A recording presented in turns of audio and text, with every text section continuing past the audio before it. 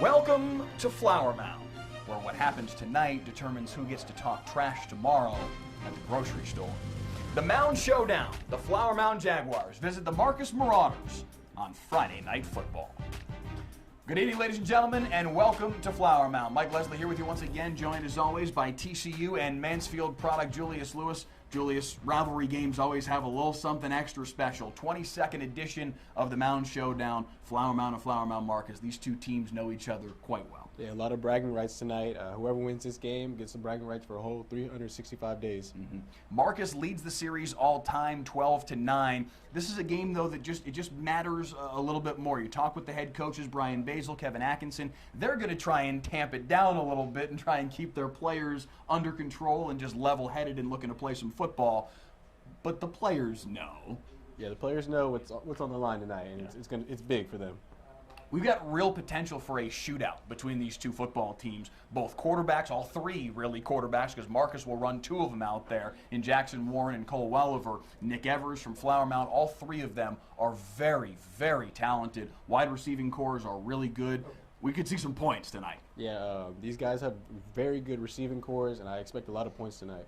All right, let's take a look at our players to watch for tonight, and it is the quarterback from Flower Mound, Nick Evers. Plainly put, he is the best player on the field tonight. Four-star product committed to Florida. Yeah, he shoulders a lot of the weight of the Jaguars' offense, and I expect him to have a really good night tonight. He does it through the air, also on the ground. He's their leading rusher this season as well. He can do a lot of things for this Jaguars football team. Meanwhile, for Marcus, again in the passing game, wide receiver Ashton Cozart. This kid's special. Yeah, he's really special. He's a speedster, and he knows the game of football, and I'm excited to see what he does tonight. Just a junior. Last year as a sophomore running track, ran a 10.74 100-meter. Speed doesn't even cover it. This kid can go. The Mound Showdown awaits Flower Mound and Flower Mound Marcus for the 22nd time. Kickoff is next on Friday Night Football.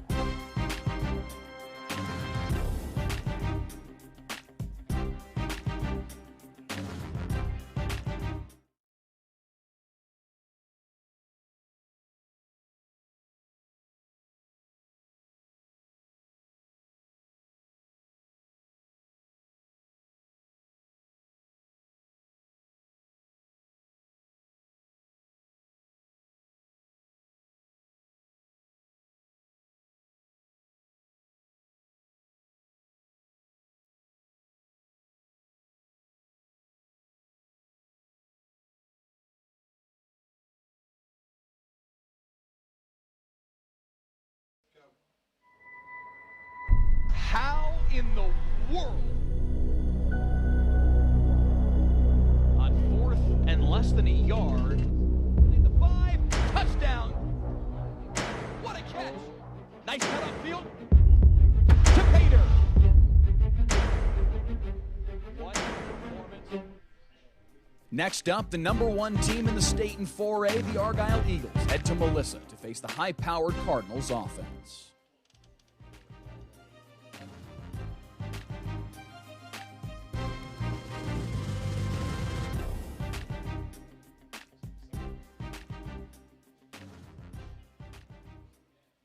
We are not here to fit into a mold. We are here to celebrate and learn from the unexpected, diverse, and beautiful gente. The fuerte, the strong, the ones risking it all. Para la familia, para la oportunidad, for the lovers of dance, of food, of music. Que viva! We are here to grow together. We are here to thrive juntos, celebrating our lives every day. La vida.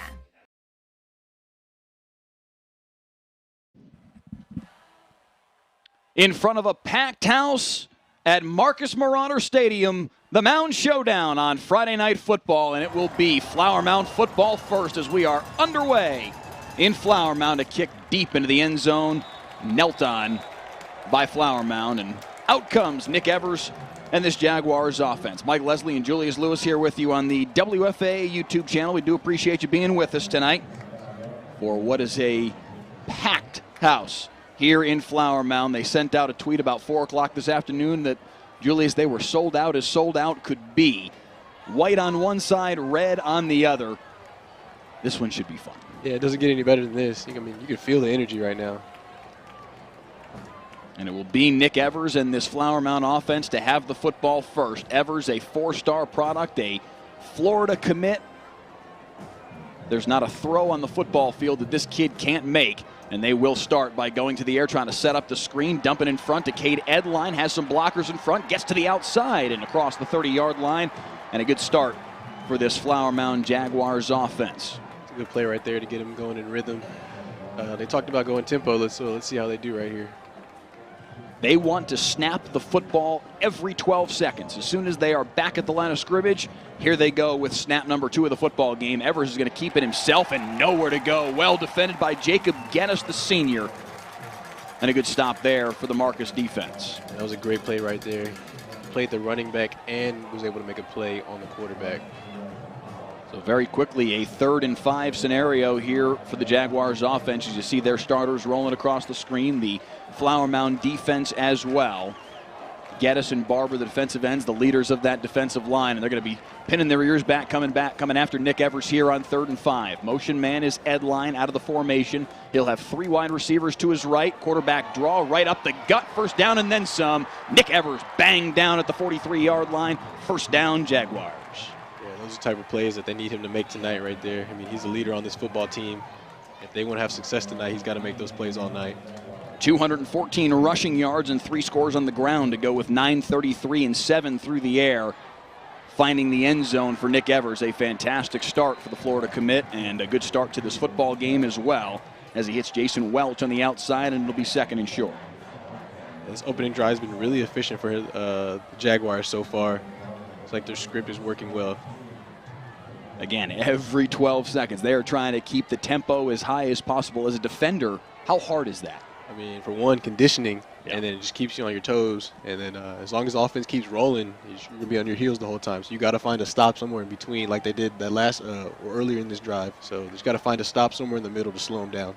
They knocked him back on that first 2nd down, a loss of a couple yards, set up a 3rd and 5, but Flower Mound was able to convert. This time that ball's knocked down at the line of scrimmage. Bryson Barber got a piece of it. If you're a defender right there, you need to pick up that ball just in case. You never know. Could be a backwards pass. Especially a ball that is that lateral. It was clearly a forward pass, but when it's that close, yeah, absolutely go get that football just in case. And now another key 3rd down here for the Jaguars offense, right at the midfield stripe, and it's Evers in shotgun as he'll be basically all evening long. Changing the play at the line of scrimmage, this senior quarterback, the starter last year as well. The District 6A all-district quarterback. He's going to follow his blockers right up the middle and pick up another 1st down. So it's been Evers through the air and Evers on the ground, and Flower Mound with a 2nd 1st down on this opening drive. That's what he's done all season so far, running and passing. They're going to take everything through him.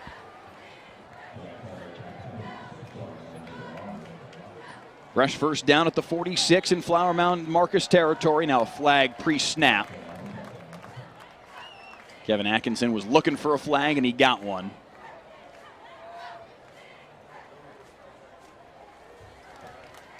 Ball start against Flower Mound. That'll drop them back 5 into their own territory for 1st and 15. Dan Rowe, our referee tonight, the leader of a 7-man crew. It's really one of their first setbacks I've seen today. Let's see how they respond to it. 1st and 15 is always a difficult situation, but when you've got a quarterback like Nick Evers, when you've got wide receivers like Flower Mound has, now another flag, it's going to be 1st and 20. Not what you want to see right now. You're Brian Basil, the Jaguars. After what was a nice start to this drive, couple consecutive 1st downs, they were starting to move the ball in some decent chunks. Now they've gone backward before they could even snap the football to begin this particular set.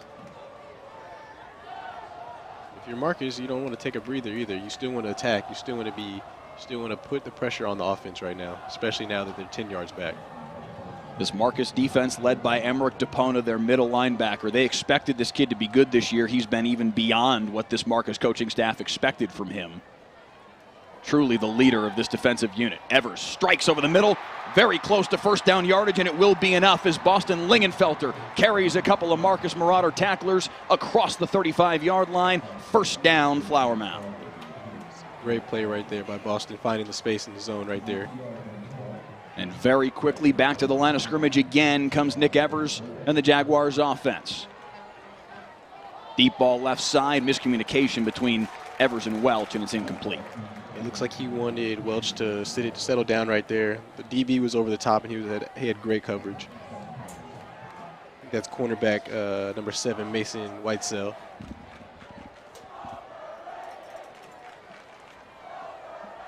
The overrated chants are coming early. Seems a little bit much considering he's let him down the field already, but we'll see whether Evers can make the Marcus fans pay for the overrated chance here. 2nd down and 10. They motion into a 4-wide set. Quick throw to Edline on the edge, and he'll pick up 4. I really like what he did right there. He just took what the defense gave him, didn't force it downfield. Smart quarterback play right there. That's up 3rd down and 6. As we've played just shy of 3 minutes here in the Mound Showdown, the 22nd edition in this rivalry matchup.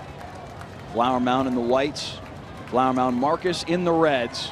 As Evers looks into the hole in the zone, he's got Lingenfelter again for a 1st down in the red zone. Evers is real comfortable back there in the pocket right now. Marcus wants to have success later on in this game. They're going to have to start getting pressure back there. Dylan Ty, the senior right guard, the leader of that offensive line. The other 4 starters, all juniors, and they're doing a nice job of giving Nick Evers a pocket. He finds Lingenfelter for a 2nd time on this drive, and it's 1st and 10. Quick throw to the outside. It's Lingenfelter again. Flag right at the feet of Jason Welch. Looks like that's going to be a hold and back him up. I think they might call it a pass interference actually right here. He's kind of blocking right before the ball got there. Yeah, and that ball was beyond the line of scrimmage. Yeah, just a little timing mistake. They might come back to that again. And you can just see the official on the far side, our line judge, Dustin Farmer, mouthing to our head official, Dan Rowe, that it will be offensive pass interference. We've already seen this Flower Mound offense overcome a 1st and 20 earlier in this drive. This penalty will back them all the way up to the 34-yard line and set up 1st and 25. Looks like the Jaguars offense right now is just taking what the Marauders give them. The safety was about 10 yards off, so they're going to go right to the out route. If you're wondering, Flower Mound does have a kicker that is quite capable in Reagan Tubbs. They feel like he's got range out to about 50, maybe 52, 53. Well, that is a consideration here on 1st and 25. Deep ball up the seam, just a bit too far for Walker Mulkey and incomplete. Yeah, they had 2 guys right there in the seam, just a little bit overthrown. I expect him to come back to that one right there. He had Mulkey open in the middle of the field, but just overshot him a hair. And now 2nd and a mile.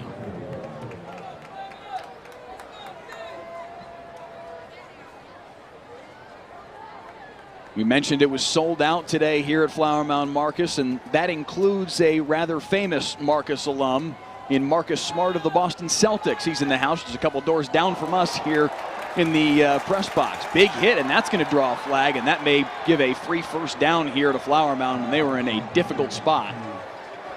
It's going to be a crucial call right here. Let's see what they call. And we'll look at the play here. 2 defenders converge, and they took Mulkey off his feet. Officials still discussing the penalty now. Yeah, regardless, that certainly looks like it's going to go against this Marcus defense. Yeah, it does. But regardless of the penalty, we finally saw some pressure right there from the Marauders D-line. Bryson Barber, Jacob Gaddis, the 2 leaders of that defensive front on the edges. Chris Wallstad, Matthew Bryant, the other 2 starters up front. That group does a nice job together. Let's see what we got right here. Finally, Dan Rowe has sorted things out. It's going to be a personal foul.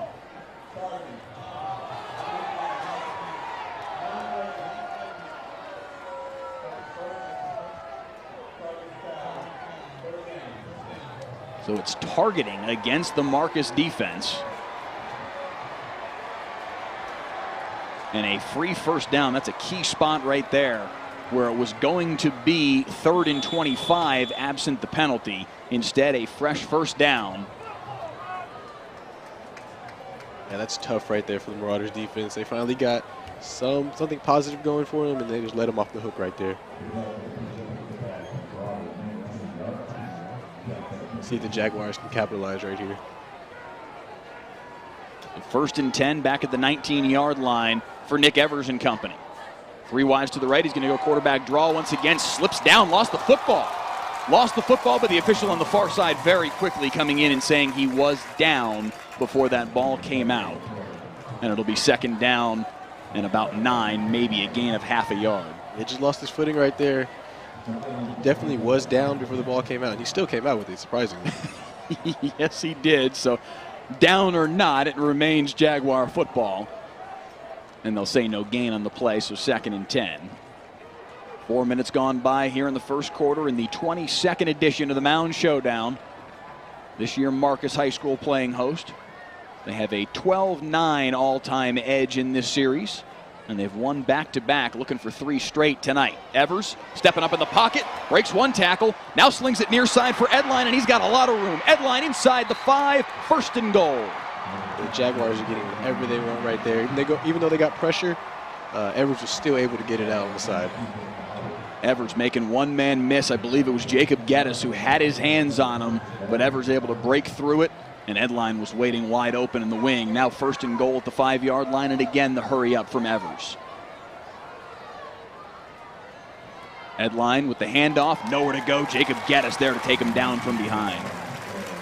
Let's see how well this Flower Mound Marcus defense holds up right here in the red zone. It's crucial to get a field goal out of this drive for them. Been a very back and forth opening drive. While it's been efficient from Flower Mound in terms of what they've done within the throes of plays themselves, some penalties have backed them up at a couple of different junctures. They've been able to overcome each of those. Now they've got second and goal at the 6-yard line, trying to pay it off with 6 points. 3 wides to the right in a tight bunch here for Evers, and Peyton Porter in the backfield with him. Now in the sidecar to the left. And Porter will take the handoff. Spins through 1 tackle and stood up at the 5-yard line. It's going to be third and goal. A great stop right there. The run defense really held up.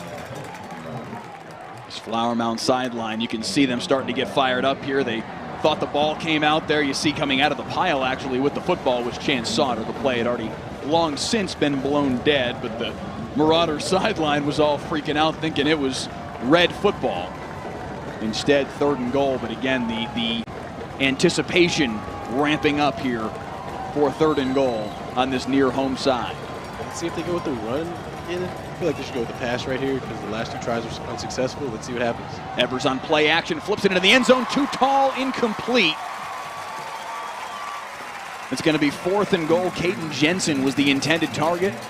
And just as you said, exactly what Marcus was looking to create here in this goal-to-go situation. They create a stop, and on comes the field goal unit.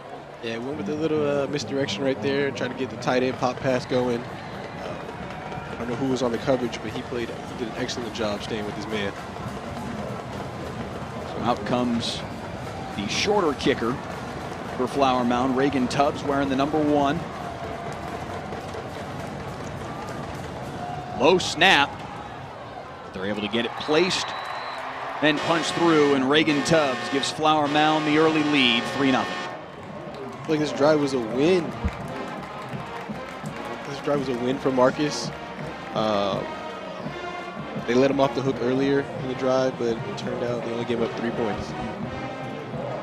The scoreboard in-house here is flip-flopped. We'll take care of that for you. Of course, Flower Mound taking the 3-0 lead on Flower Mound Marcus here in edition number 22 of the Mound Showdown. I'm just going to flip-flop our scoreboard to make it a little bit simpler. 3-0 in favor of Flower Mound on the short field goal from Reagan Tubbs. It'll go down officially as a 23-yard field goal. But a nice opening drive for Flower Mound. A lot of good things that you saw from the Jaguars offense, and a unit that is certainly expected tonight to move the ball with some efficiency. Yeah, but I feel like if they really want to be successful overall in this game, they're going to have to figure out how to run it down there. No doubt. No, I mean, you've got to figure out how to pay off drives, especially in a game where we expect there to be a lot of points. Flower Mound Marcus last year hung 55 on him. You're going to have to score a lot to keep pace tonight if you're Brian Basil and the Flower Mound Jaguars.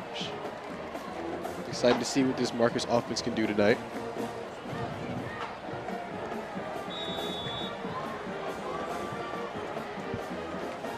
So Tubbs on to kick it away.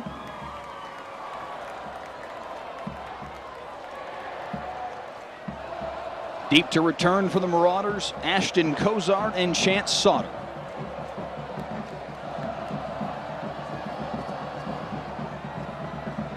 Great kick. A fantastic kick from Reagan Tubbs, 8 yards deep in the end zone. And a touchback. And out comes Jackson Warren and the Marcus Marauders offense. Warren, the senior starter, he'll be in a 2-to-1 timeshare with Cole Welliver at the quarterback position. Welliver just a sophomore, but also extremely talented. Himself a 4-star prospect, offers from all over the country.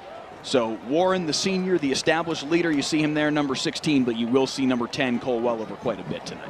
Yeah, I think that 2-quarterback system definitely gives the defense a different look, has to keep them honest, and they can't really do too much when they don't know which quarterback's going to be and when, so just keeps them on their toes.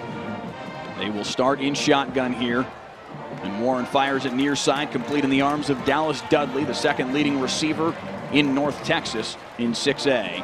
482 receiving yards on the year coming into this football game. It's a nice little rhythm throw to get him going. Slants on both sides. I feel like this Jaguars secondary has a lot to take on tonight. There's a lot of good talent out there at receiver. Handoff here for Gabe Espinoza, stretching to the outside, knifing through to get a hold of him and taking him down. Nice defensive play from Landon Johnson, and it's a loss of yards on second down. Great play right there. They were to stretch that play all the way out to the sideline for a negative gain. As you see the starters rolling across your screen, Luke Browning, the nickel back, was their will linebacker last year. They've got him in more of a nickel role this year, and they'll need 5 defensive backs, sometimes 6 out there against this Marcus offense. A lot of pressure. Warren stepping up. He's going to try and run for it. Can he get the corner? Cross the 30, cross the 35. First down, Jackson Warren on 3rd and 9. Able to get the edge and move the sticks. And the Jaguars were in their dime package right there. They only had 3 people rushing, and that's one of the downfalls of only rushing 3, the quarterback and run. Jackson Warren on the year. Not much in the way of rushing yards, but able to make a play there. 6'6", long-legged, and eating up some ground as he made his way to the near sideline. 1st and 10 for Marcus. Handoff Espinoza. Nice cut upfield and give him 7 on the first play of the set. Yeah, this offense is starting to get their gears rolling. Second play was a negative yardage play, but now after that first down, let's see how they respond.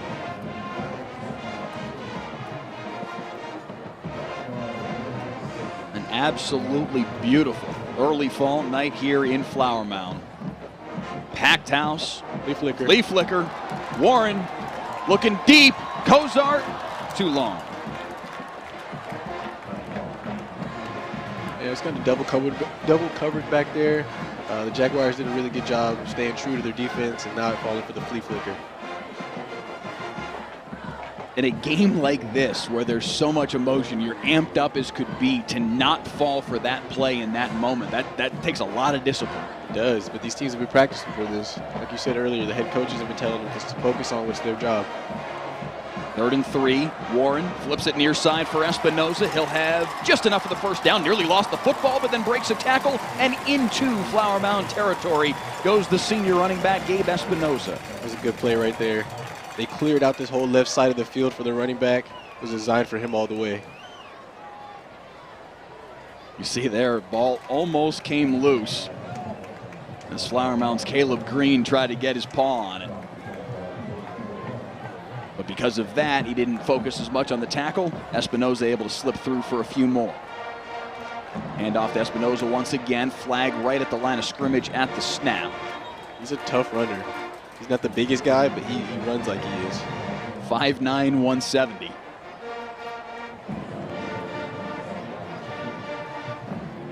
Check the flag there on 1st and 10.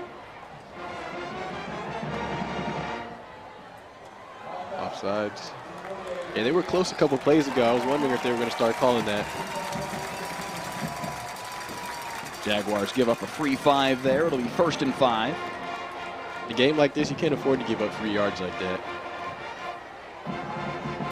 Yards and points will be aplenty tonight. But you don't want to give your opponent 1st and 5. Another handoff here for Espinoza. Patient through the hole and close to first down yardage. Looks like he'll be just, they are going to give it to him right at the spot at the 34-yard line. 1st and 10 Marauders. If he can gash for 4 and 5 like that all night, the Marcus Marauders will be happy with that. I love the patience in the hole, too.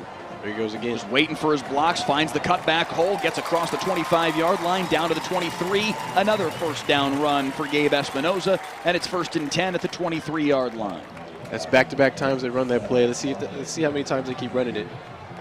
They're having a lot of success running into the boundary right now. They will go with that play once again. Espinoza looking for a cutback lane. This time Flower Mound's able to shut it off. Flag comes in at the end of the play. Wyatt Yost came through to end that one. He said, "I've seen enough of this play." It's going to be a hold against the Marcus offense. Looks like he came on that backside. That's one of the drawbacks of having a running back who has really good vision like that. When you cut back as offensive lineman, you don't know where he is, so it just happens to end up like that. Get a hold. They're going to say illegal block in the back, actually. In the back. I was trying to see through the back of Dan Rowe as he made the signal to Brian Basil and the Flower Mound coaching staff. Looked like he was signaling hold, looking at him from behind. I misread the body language just barely. The block in the back makes it 1st and 20. Same result either way as the ball drops back now to the 32-yard line. Will officially go down as 1st and 19.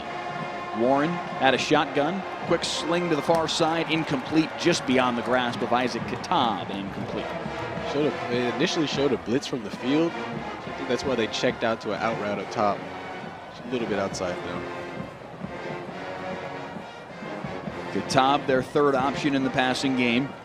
9 receptions, 196 yards, and 2 touchdowns on the year for the junior. 6'2", 185, big body. Certainly a key piece of this passing game. When you consider him with Dallas Dudley and Ashton Kozar, that is a receiving core that is very dangerous. Definitely very dangerous. They like to spread the wealth around, so anybody can have a good night at any moment. Pressure, and down goes Jackson Warren. A big sack, knifing through for the play for Flower Mound is Ryan Brubaker, and it's going to be 3rd and a mile.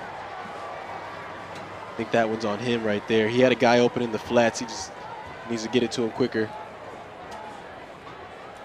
All the way back to the 45-yard line, well out of field goal range. And 3rd down. What's the math on that? 33. 3rd down, I beg your pardon, 32. 3rd down and 32. In-house, they're going to officially go with 3rd and 31. Dealer's choice. It's a long way to go. Little home team advantage right there in the extra yard. Jackson Warren scanning, looking, fires deep, double coverage, knocked away, and incomplete. Yeah, I feel like they got away from the run game right there the last couple plays, but that's what happens when you get negative plays back to back. And on comes the punting unit for the Marauders. An empty series for Marcus. And a somewhat surprisingly low-scoring opening 10 minutes. I wouldn't have been surprised if it was 14-14 with $1:54 to play here in the first quarter. Instead, 3-0 Flower Mound, and we're about to see our first punt of the game. I feel like both teams are still feeling each other out a little bit. First quarter went by pretty fast, though. He's got a block right there. Petro sends it, fielded at the 10-yard line.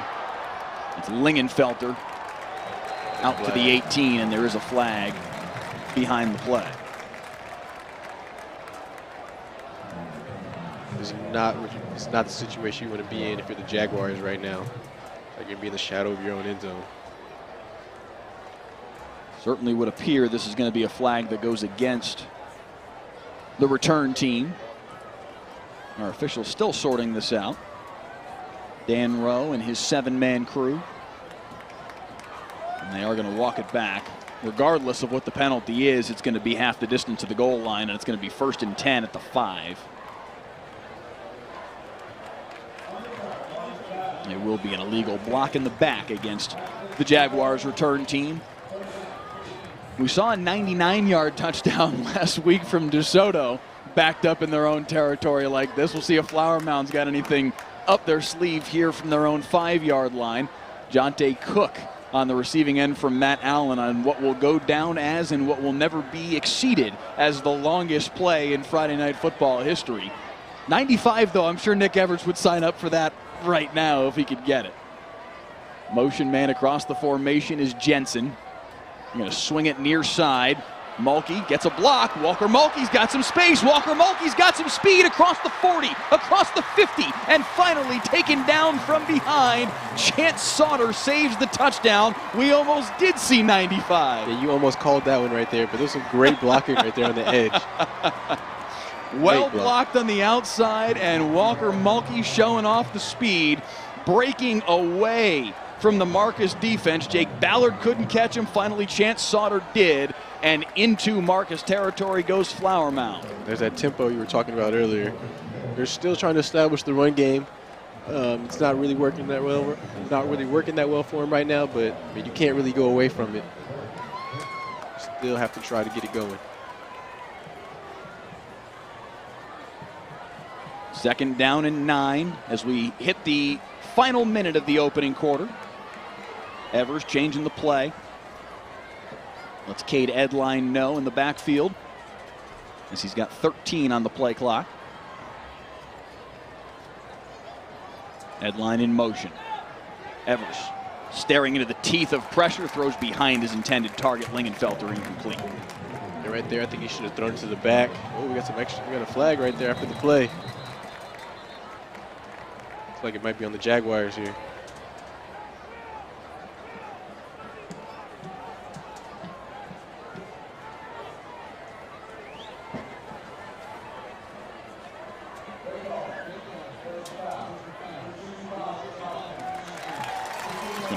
Mateus Arujo, the starting left guard for Flower Mound. A personal foul. We saw this on the opening drive for Flower Mound. We see it again here on the 2nd drive of the game for the Jaguars offense. Big plays, impressive offensive plays, but then mistakes, penalties that drop them back. Yeah, this is the type of stuff right here that helps you lose football games. It hurts you in the long run. I mean, they're having a lot of success right now, and then boom, negative play. That's up 3rd down and 24 here with 39 seconds to play in the opening quarter. If you're watching with us on YouTube Live right now, please drop a comment in the feed. Let us know where you're watching from, who you're tuning in to see tonight.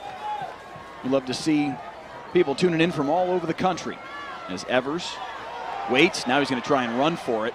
Nowhere to go, takes a big hit from Emmerich DePona right in the middle of his back. And it's going to be 4th and a mile. And Flower Mound will have to punt, and Evers is slow to get up. He got walloped by DePona. Yeah, he took a big hit right there. Hopefully he'll be able to get up. And you can see the concern from the entire Jaguars offense. They've got 20 players on the field. They're all worried about him. Another look at the hit here, and yeah, right in that left side of his back, maybe even in the left arm, as he spun around, and DePona just popped him. He's a tough guy, though. Walking off under his own power. He's got about 7 trainers following him. But he is walking off under his own power, and you certainly hope that the 4-star product, the Florida commit, will be able to return here for the next Jaguars offensive series. But for the moment, it's a Flower Mound punt as Reagan Tubbs sends it on the bounce inside the 5. Flower Mound trying to down it, and they do at the 2-yard line. Fantastic coverage from the Flower Mound special teams, and it's going to be a difficult situation here for the Marcus offense. Special teams playing an early role in this game today. Both punters have had great kicks. And Carter Burns covering the punt, getting down there to down it inside the 2-yard line. Calling the nose of the football. Calling the 98-yard touchdown right here? Yeah, there you go. We've already almost seen 95 after we got 99 last week. Why not try for 98? 7 seconds to play here in the opening quarter, so this is likely the final play of the period. And it's Jackson Warren in there at quarterback once again. Beg your pardon, that is Welliver in there for the first time today. Fires near side for Dallas Dudley. And that will be the final play of the opening quarter. 3-0. Flower Mound with the lead in the 22nd edition of the Mound Showdown on Friday Night Football.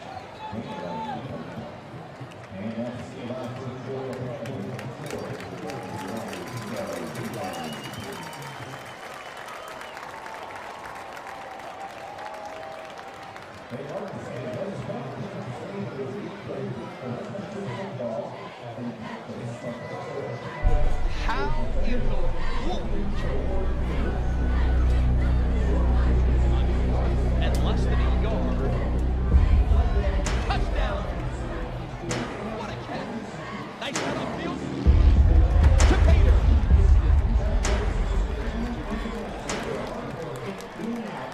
Next up, the #1 team in the state in 4A, the Argyle Eagles, head to Melissa to face the high-powered Cardinals offense.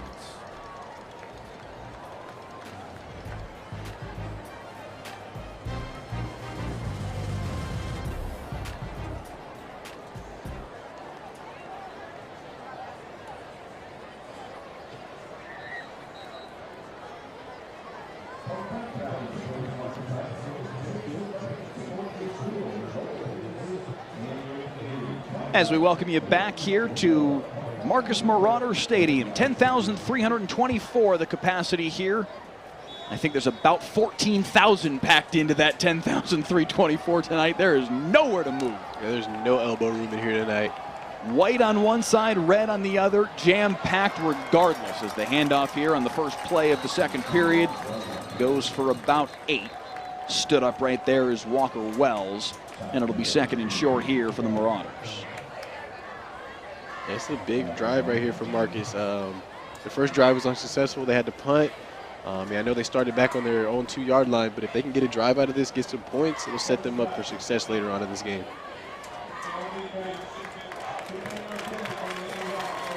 Penalty on the play is going to go against Flower Mound. We have said that quite a few times already today in the opening 12 minutes and 7 seconds of this football game. That's the kind of thing that's going to drive Brian Basil nuts. Yeah, penalties and turnovers is how you lose game. Right now they're losing the penalty battle.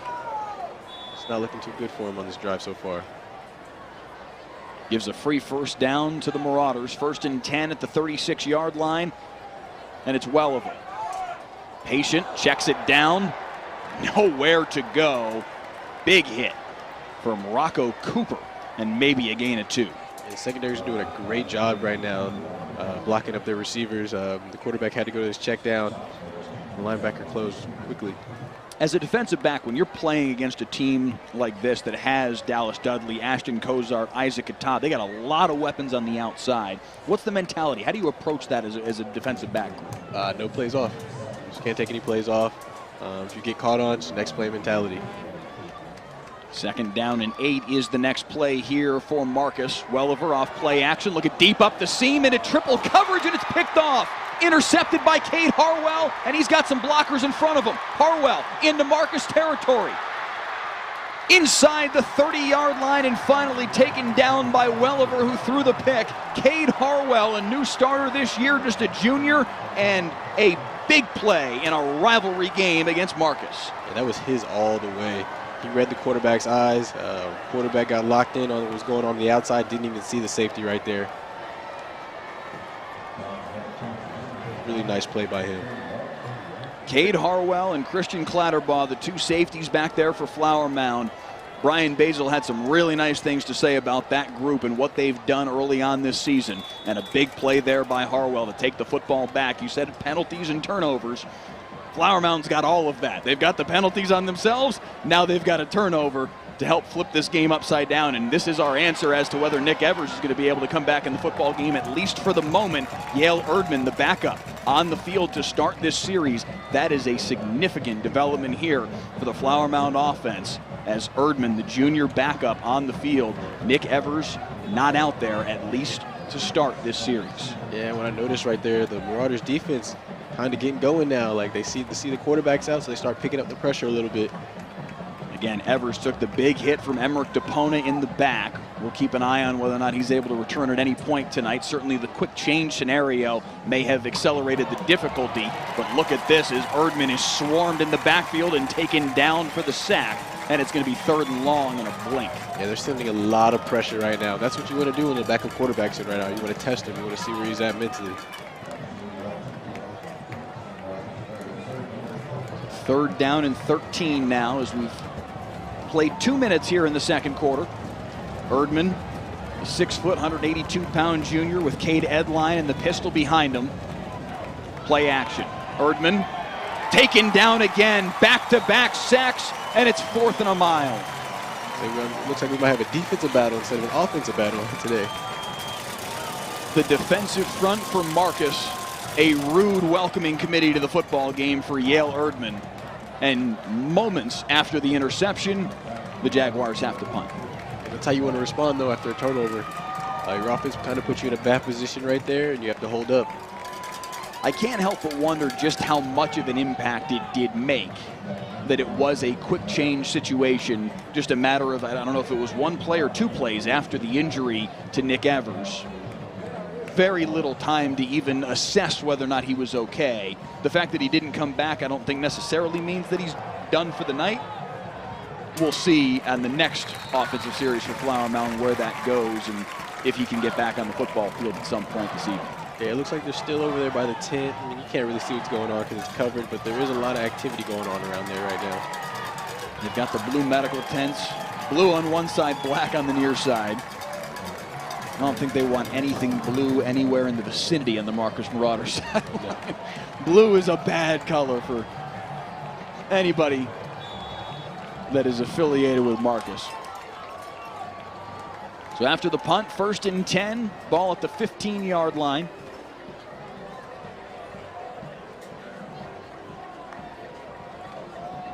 Jackson. It's Warren back in there, a quarterback, swings it near side, and Cozart gets a couple on the wide receiver screen. So we were told during the week it'll be about a 2-to-1 split between Warren and Welliver. We saw Warren got the first series, Welliver got the second. Now back to Jackson Warren here for the 3rd series. You and I were talking about it before we came on the air. I'm really impressed with what Jackson Warren, the senior quarterback, has done through these first 3 games of the season.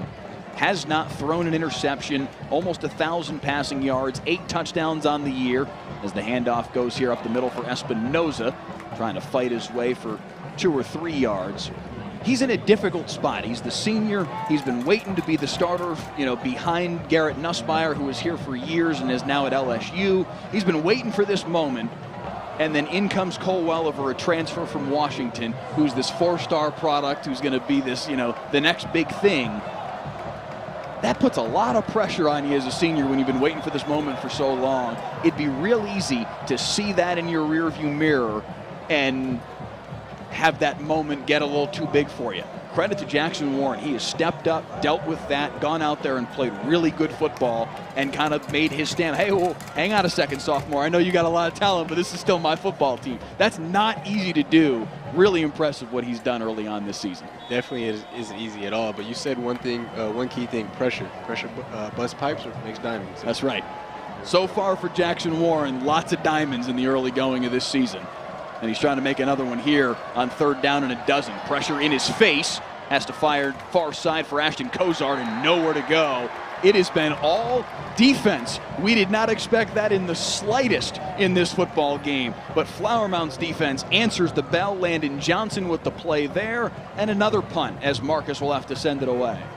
Yeah, I mean, if you really want to think about it, these guys practice against a lot of high-power offense every day in and day out. I mean, it only makes sense right now that what they're seeing right now is what they're used to. So 4th down and 13 And on comes the punting unit for Marcus. Michael Petro, the punter. Little rugby-style punt to the near sideline. Big bounce, and it'll check up right at midfield, trickle into Flower Mound territory. And now we get perhaps a clearer picture anyway of what's happening with Nick Evers, the starting quarterback for Flower Mound, and I still see Yale Erdman on the football field, number 8, the junior backup, making his way on the field. Yeah, no sign of Nick Evers on the sideline right now from as far as I can see. It is a tough vantage point for us where we are clear on the opposite side of the field, but we will try and keep an eye on what the situation is with Nick Evers. Perhaps we'll be able to check on that at halftime as well. In the meantime, it's Erdman's show as he sends in motion Caden Jensen. Handoff up the middle for Peyton Porter. And maybe a yard. I think for him to be successful tonight as the backup quarterback, he's going to have to get the ball out of his hands quick, and they're definitely going to have to get the run game going. If not, Marauders are going to keep the pressure up all night, especially if Nick Evers can't return. Erdman certainly looks comfortable in there, showing that he's up to the moment. 5 wide receiver set as they motion into an empty set. Swing it near side for Edline. Makes a cut upfield. Has enough for the first down, just barely, as he gets across the 40. Go, he got it out quick to one of your playmakers, and that's all you can ask for right there. Just get the ball in your playmaker's hand and let them do what they can do. Now they're going to change the spot, bring it back to the 41, so it'll be 3rd and 1 here as we hit the midway point of quarter number 2. Edline takes the handoff into a wall, and he lost a yard.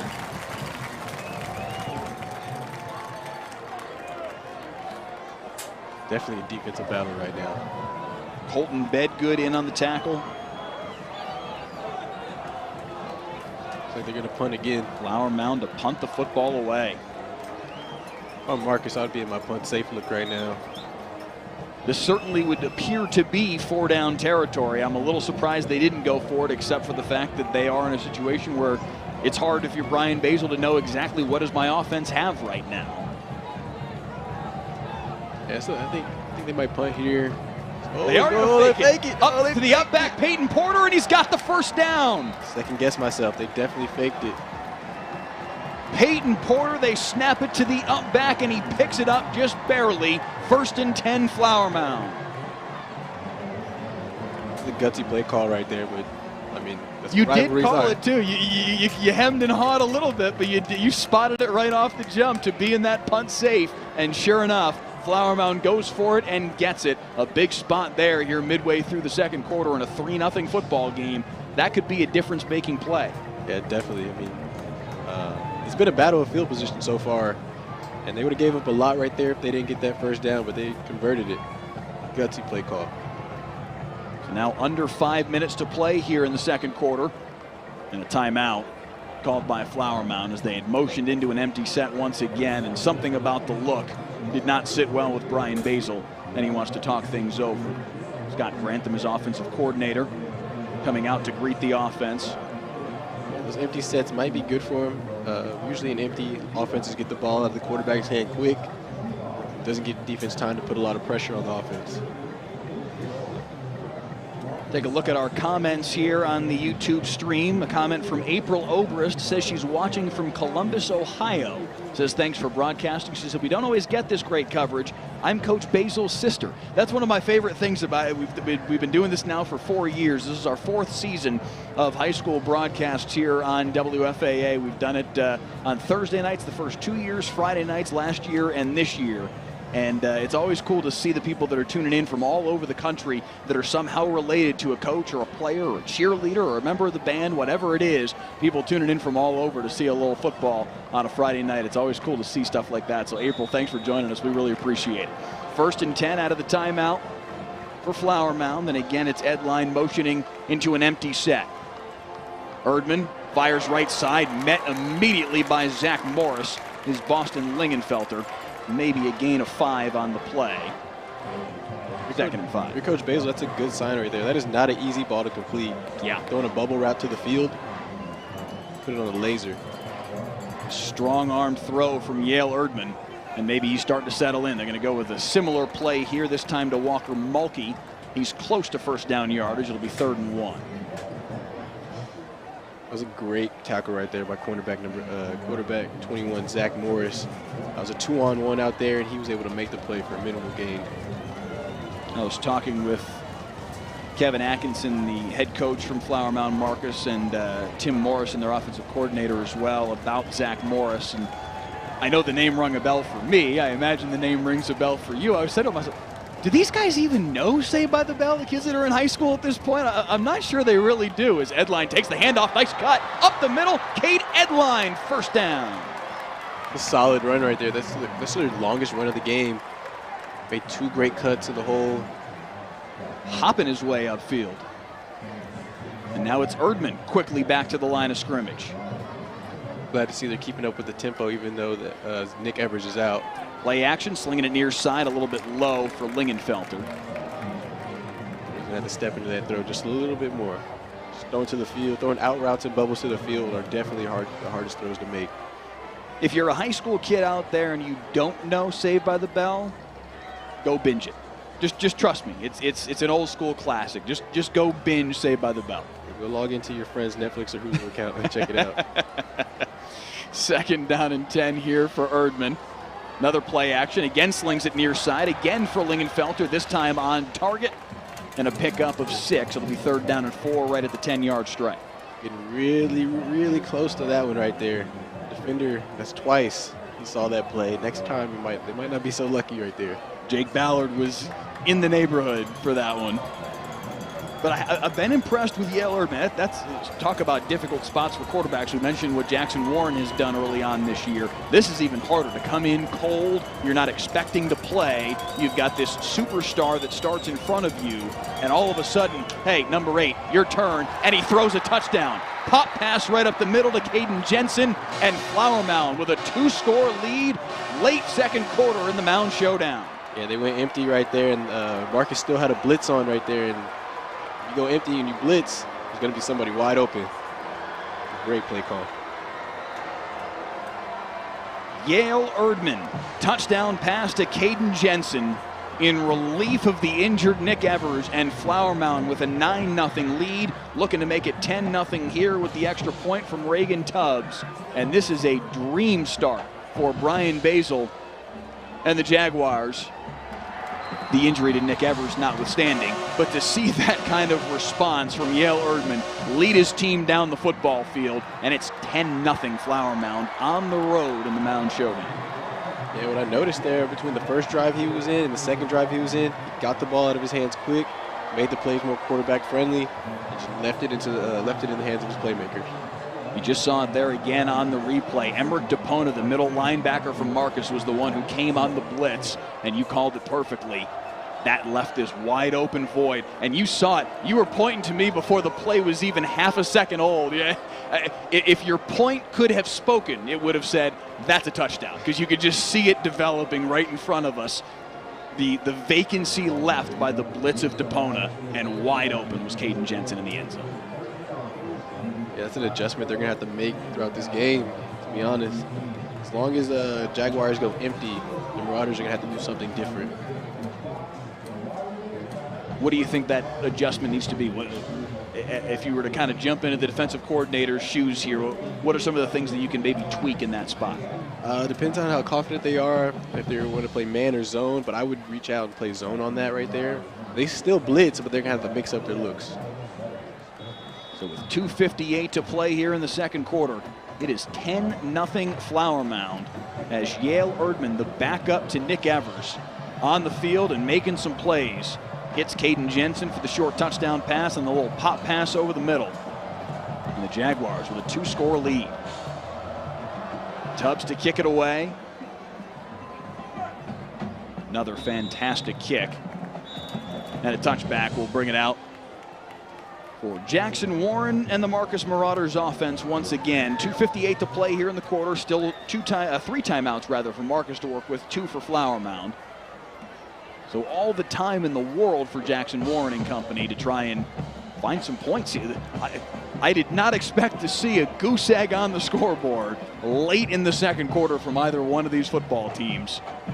That's where Marcus is sitting right now, surprisingly so, but they need to find some rhythm here offensively. Yeah, exactly. That's exactly what I was about to say. They need to find some type of rhythm. There's a lot of playmakers on the field right now.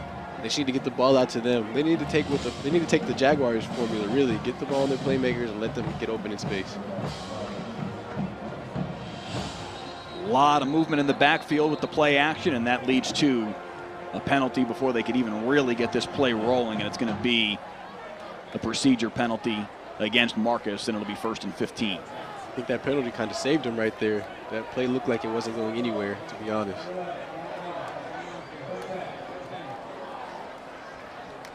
It's an uphill battle right now for Marcus. Jaguars are playing with a lot of energy, a lot of juice right now. They know what's on the line. They know what's going on for the last 2 years. Like you said earlier in the program, the grocery store is going to be popping tomorrow. There's going to be a lot of trash talking going on from whichever fan base gets to celebrate at the end of this night. And hey, there's a lot of time left in this football game, but Flower Mound right now is feeling real good, and Marcus is trying to get something going. It's a great ball. Warren able to sling it over top of the defenders and right into the waiting arms of Ashton Cozart. That is a difficult throw. That was a difficult throw indeed. He put that ball in a place only his guy could get it. A little sidearm delivery, too, from Jackson Warren.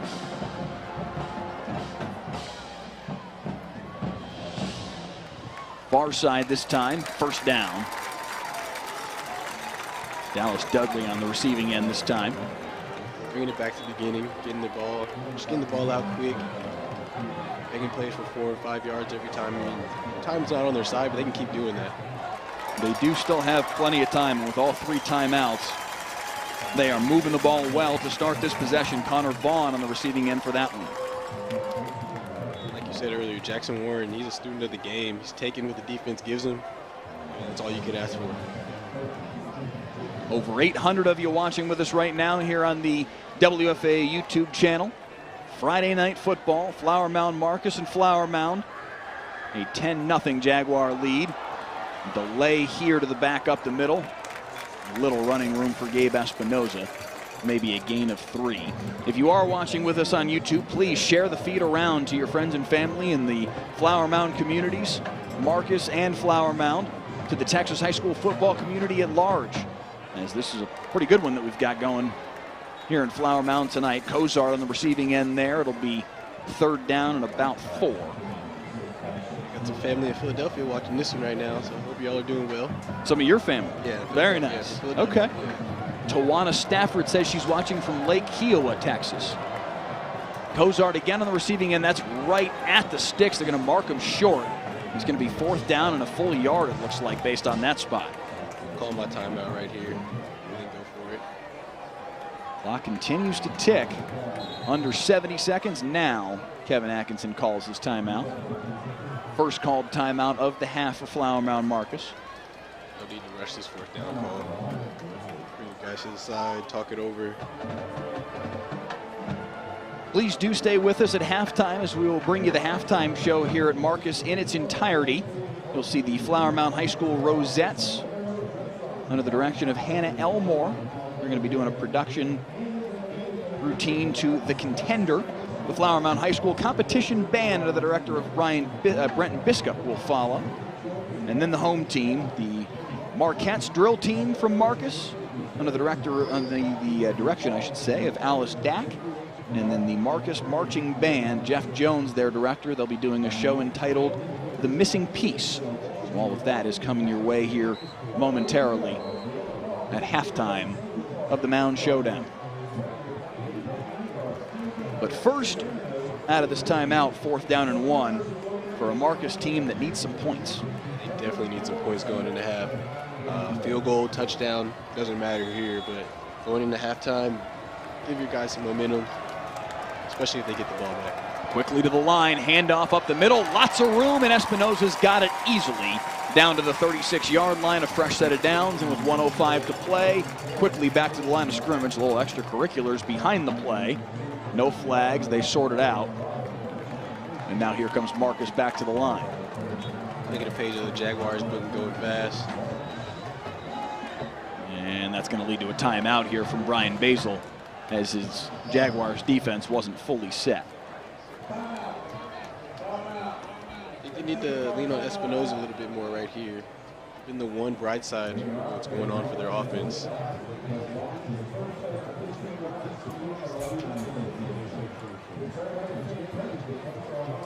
We will also, time permitting, and we'll see how long the halftime shows from the Rosettes, from the Flower Mound Band, the Marquettes, and the Marcus Band. We'll see how long all of that takes. If there is enough time in the 28-minute halftime to do so, we would like to bring you an old story from 2005 with Lyndon LaPlante. You may remember this name, Lyndon LaPlante. He's an assistant coach on the Marcus coaching staff. He played for Kevin Atkinson, the Marcus head coach, at Keller all the way back in 2005. Lyndon has Down syndrome. He was a member of that football team, and they handed him the football, and he had a 99-yard touchdown run that was probably the moment of the year in high school football across the country. This story went everywhere. Chances are good you've seen the story and you maybe just didn't remember the names. We'll bring you that story, time permitting, at halftime. We'll see how long the halftime shows are. We'll see if the bands will cooperate and give us a 3.5-minute chunk to be able to show you that story. But it's a really, really special one from now 16 years ago, and now Lyndon's an assistant coach on this Marcus coaching staff. Over the middle for Cozart as we're back to the action out of the timeout. Clock will continue to run as that is short of the line to gain. 2nd down and 2 after Warren found Cozart over the middle. Back to the line of scrimmage quickly. Claps for the snap. Patient. Sidearm sling near side. Complete in the hands of Kitab. Makes a man miss off the sideline. Inside the 20-yard line. 1st and 10 in the red zone for Marcus. I'm going to applaud Jackson Warren right now. He's going through all of his reads right now. He's taking what the defense gives him. You need time to go through your reads. Credit to that offensive line up front. They're doing some work to keep him clean. Exactly. 1st and 10 at the 16. Warren again with a clean pocket. Over the middle. Dudley.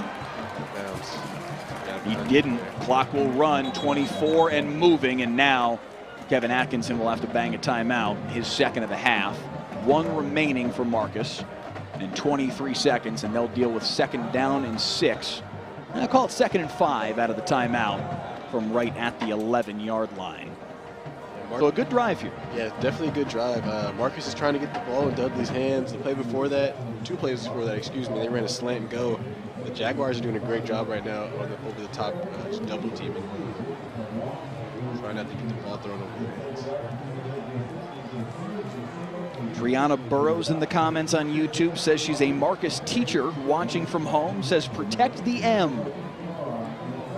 They're trying to do so here on this drive here to finish off the half, as they are 11 yards away from their first score of the day. Need to take care of the ball right here. I mean, it looks like they're going to come out of this drive with some points. As long as they protect the ball, don't take a sack, still have 1 timeout. Everything's looking like it's going in their favor right now. But you said it, a sack in this situation would be very difficult to overcome. The loss of yards is one thing, but to lose that timeout is also very important, because you may need that timeout in order to perhaps set up your field goal unit, whatever the case may be. You want to save that timeout and use it the way that you want to use it, not because you have to after a sack. Warren, end zone, wide open, corner of the end zone, touchdown. Isaac Kitab on the receiving end, and Marcus has found pay dirt. A lot of misdirection going on right now. Ashton Cozart flaring out to the side. Pump fake it there. Oh, he didn't hit him with a pump fake, but there's a lot going on. Jackson Warren to Isaac Kitab, an 11-yarder, and it's the 3rd touchdown of the season for Kitab. When your top 2 guys get all the eyes on them, you have to step up. Isaac Kitab, great night tonight. Catches already in a touchdown.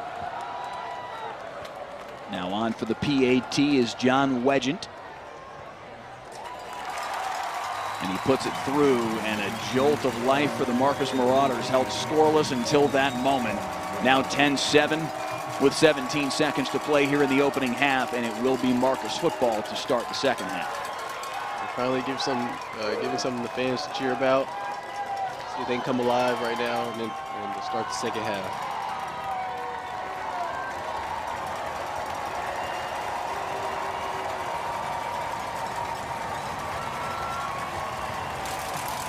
Big for momentum right now.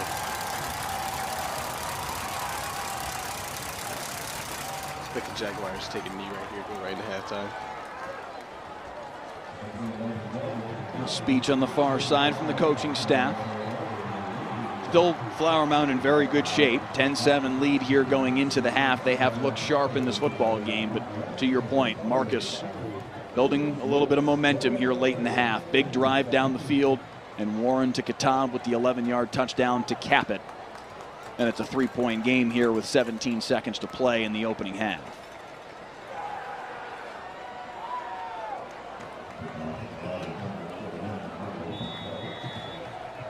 I love this, and this is kind of the reality of this rivalry. Tim Nowak says he used to teach one of the Jaguars, but now he has a son who goes to Marcus. He said, #torn, #JK, go Marcus.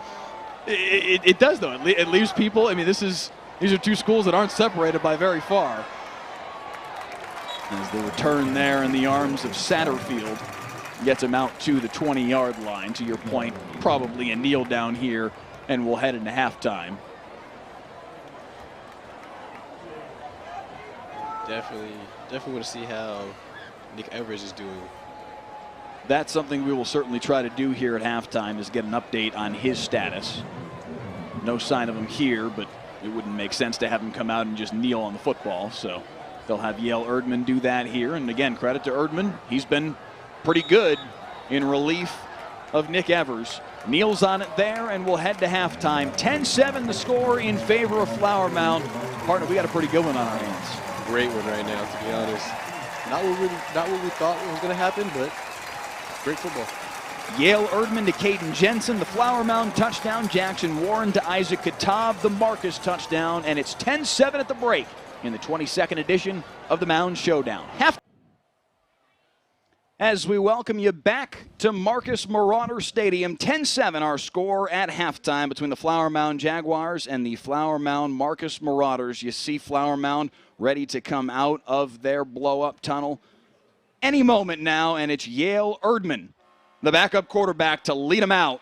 He will be the quarterback the rest of the way for the Jaguars, as Nick Evers, their starting quarterback, the 4-star Florida commit, is done for the night. We were able to confirm at halftime, so it's Yale Erdman the rest of the way. Marcus still with their two-quarterback system. It'll be Cole Welliver and Jackson Warren throughout the second half as they try to make a comeback here in the 22nd edition of the Mound Showdown. Halftime here at Marauder Stadium. Yale Erdman to Caden Jensen, the one touchdown from Flower Mound, and Jackson Warren to Isaac Katab, the touchdown from the Marcus Marauders just 17 seconds before halftime to tighten this game up a bit at 10-7. And Julius Lewis, that's where things stand right now. Turned into a pretty good football game after one half. Yeah, definitely a good game right now. Let's see if they can open up the scoring a little bit.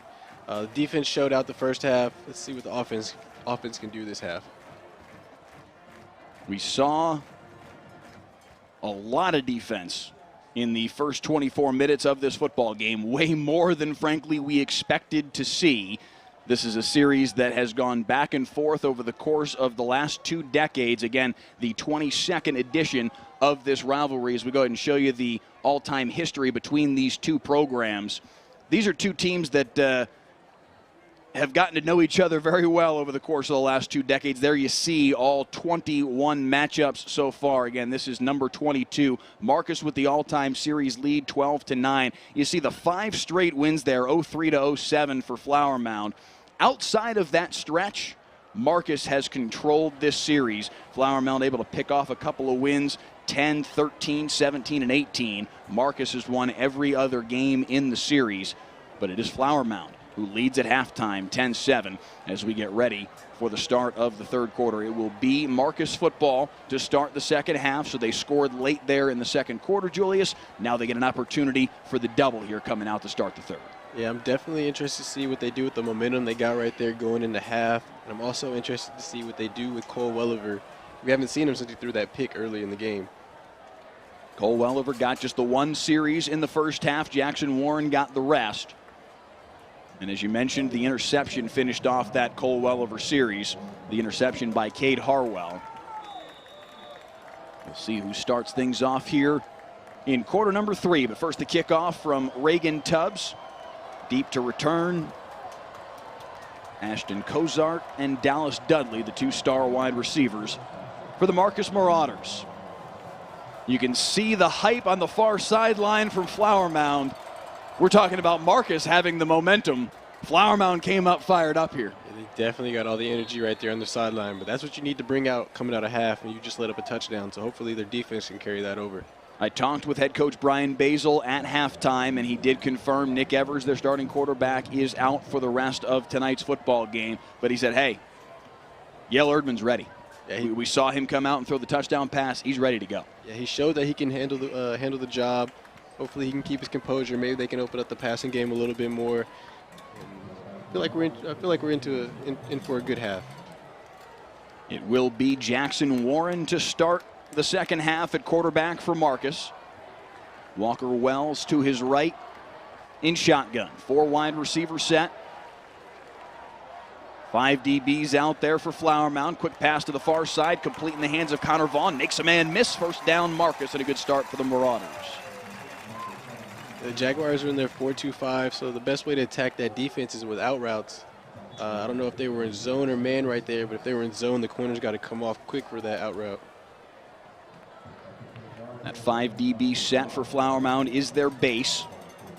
They will sometimes run a 3-man front out there.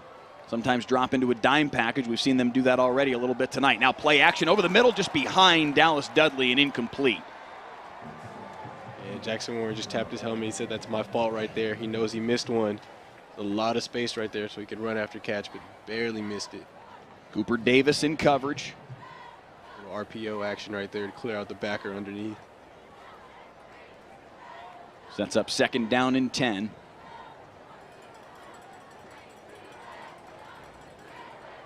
We got trips into the boundary right now. So we get a screen action going out there. That's exactly what this is as they set it up for Dallas Dudley. He runs the tunnel straight up the middle, buries his shoulder into the chest of the defender, and it's a first down for Marcus as Cade Harwell went for a ride here. It's like they're trying to get Dallas Dudley going early. They didn't really get to target him as much as they wanted to in the first half, but they know he's one of their guys that needs the ball in their hands. First and 10 right at the midfield stripe for Jackson Warren and the Marauders. They have trailed from the jump in this football game. Flower Mound drove down the field, a field goal on their opening drive. They added a touchdown to it, led 10-0 after the Yale Erdman to Caden Jensen touchdown pass with under 3 in the second quarter before Marcus answered with 17 seconds left in that opening half as Jackson Warren hit a wide open Isaac Katab to make it a 10-7 football game, and that's where things stand as Marcus prepares for second down and 9 here a minute in to the third quarter. They're having a lot of success right now going into the boundary, the short side of the field. See if they can continue it. It's Dallas Dudley lined up at the top of the formation, flag prior to the snap. Drive killers. Penalties are drive killers. We saw a lot of that from Flower Mound in the first half. Now we see it from Marcus here as the false start will dock them 5 yards back into their own territory and set up second down and 14. See if they get Ashton Cozart going right now. He's been double covered for most of the first half. Right now it looks like a little 3-on-2 action right there, so he's probably not going to get the ball in this play. Marcus in the reds, Flower Mound in the whites. Fire near side, in and out of the hands of Cozart and incomplete. You know what you're seeing out there. You got an idea of what's coming. Just a little bit. And they just want to get the ball in their playmakers' hands right now. I mean, first half was a little bit rough. Really, the first quarter was a little bit rough for them. They didn't get a lot of the plays they wanted to, turnovers. But, I mean, they have a vision right now. Fire near side. Not able to escape the grasp of Luke Browning is Walker Wells. Able to get past the original line of scrimmage, though, and set up third down and manageable here, 3rd and 7. Another peek in our YouTube comments. Brian Sanchez comments, says he just moved to Flower Mound from an inner city in New Jersey. He said this high school football in Texas is serious stuff. Yeah, welcome to the party, Brian. It absolutely is. He says he has to root for Marcus. He said he's decided he's a Marcus fan. Brand new to Flower Mound. Beg your pardon, that was 3rd down. This is 4th and 7, and the punt Muffed. Lingenfelter just falls on top of it. And Flower Mound will maintain possession. Nearly a disaster there for the Jaguars. Yeah, definitely. But, I mean, worked out in his favor. We're going to need that in writing right there so we know he's a Flower Mound fan or a Marcus fan for the rest of his life. I'll give him this. It's not like he's picking the team that's just in the lead. He's actually picking the team that's trailing right now. So perhaps there's a reason maybe he lives closer to Marcus High School than he does to Flower Mound High School. But, Byron, we appreciate you watching tonight, as we do all 979 of you that are with us right now. Again, please share this feed around. Let your friends and family know in the Flower Mound community that we are doing the broadcast tonight, and they can catch the final 22 minutes and change of what has been a really good football game so far. Yale Erdman taking it himself right from the rip and picks up 3 on the first play of the series. He's got to be smart running the ball right now. I don't know who their third-string quarterback is, but he's got a lot of pressure on him right now. We were sent to 2 deep by Flower Mound. We were not sent to 3 deep, so all we've got is Nick Evers and Yale Erdman. We'll have to see who they bring on the field. Let's hope, obviously, they don't need to go that path, but Erdman throws it at the feet there of Jason Welch and incomplete, and it's 3rd and 7. Yeah, Brian Basil's really hoping he doesn't need to know the answer to that question. Yeah, I think he was thinking about it right there. He had some room to run, not much, but decided to get the ball out of his hands, play for another down. Crucial 3rd down in the field position battle early. I did get a chance to see Nick Evers at halftime. Just want to give our thoughts to him. Hopefully he gets better in short order. But he is done for the night. It will be Yale Erdman the rest of the way. Empty again. See what they do. 5 wide receiver set. Erdman stepping up. Pressure in his face. Taken down. Maybe got back to the line of scrimmage. Looks like he lost a yard. It'll go down as a sack officially. And Flower Mound Marcus forces the punt. Looks like they adjusted greatly to that formation. They dropped both linebackers out and underneath coverage so they couldn't get anything. And he was forced to take a sack right there. Jacob Geddes and Chris Wallstad combine on the sack. And now there is a player down here for Marcus behind the play. Beg your pardon, for Flower Mound behind the play. Looks to perhaps be one of their offensive linemen. It'll be 4th down and 8. And the Jaguars will have to punt here. 9:22 left in quarter number 3.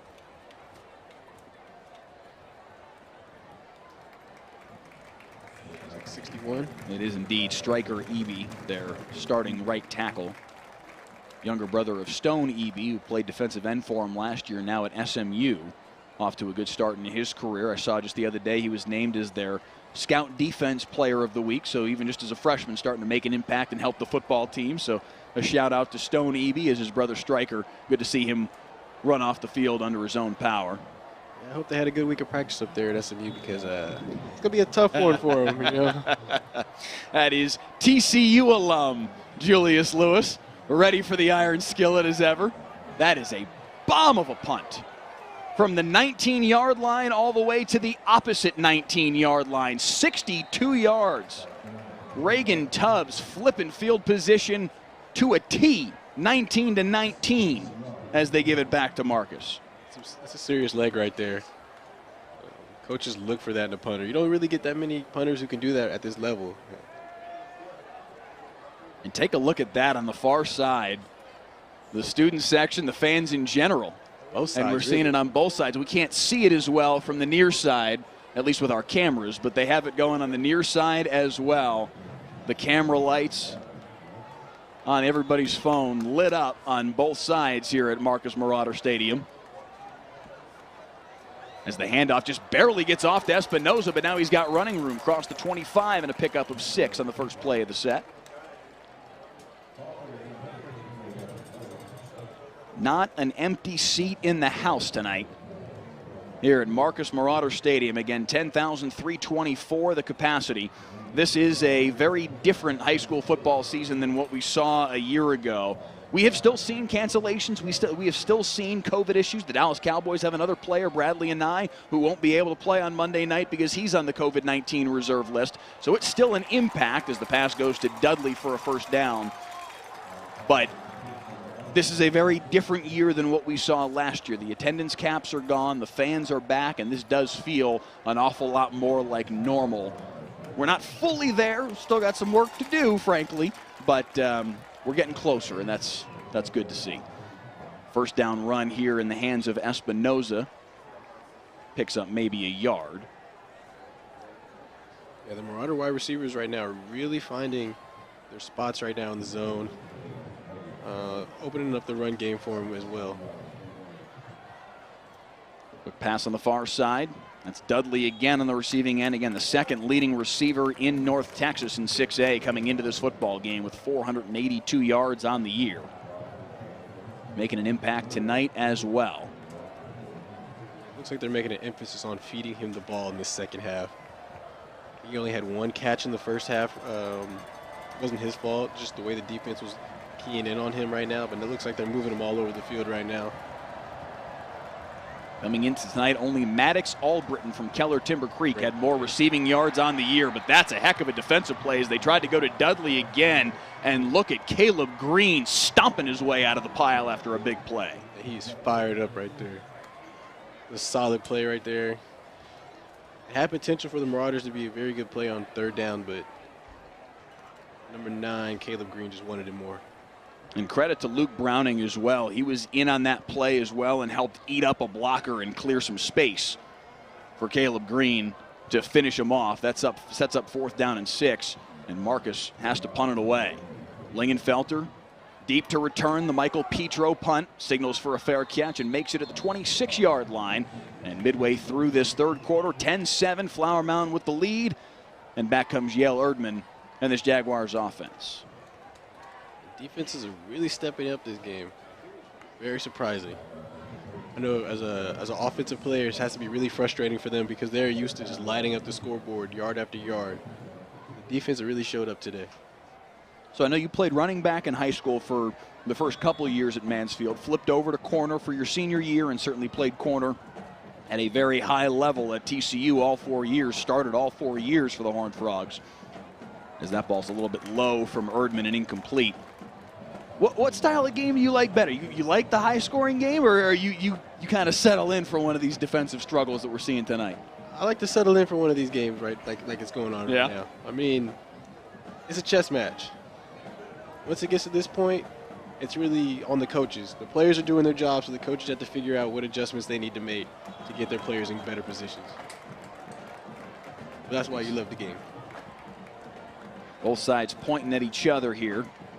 As the officials try and sort things out, it will be, I think he's starting to signal false start, and he is. Dan Rowe, our referee this evening. And that sets up 2nd down and 15 for Flower Mound.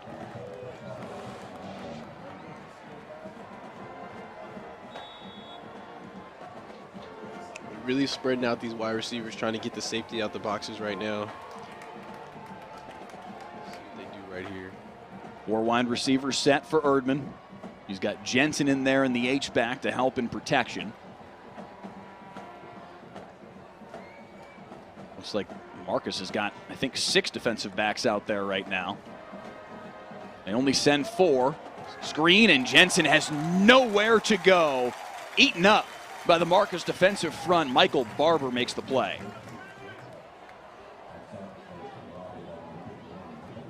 That play wasn't going anywhere from the jump. The Marauder D-line was all over that one.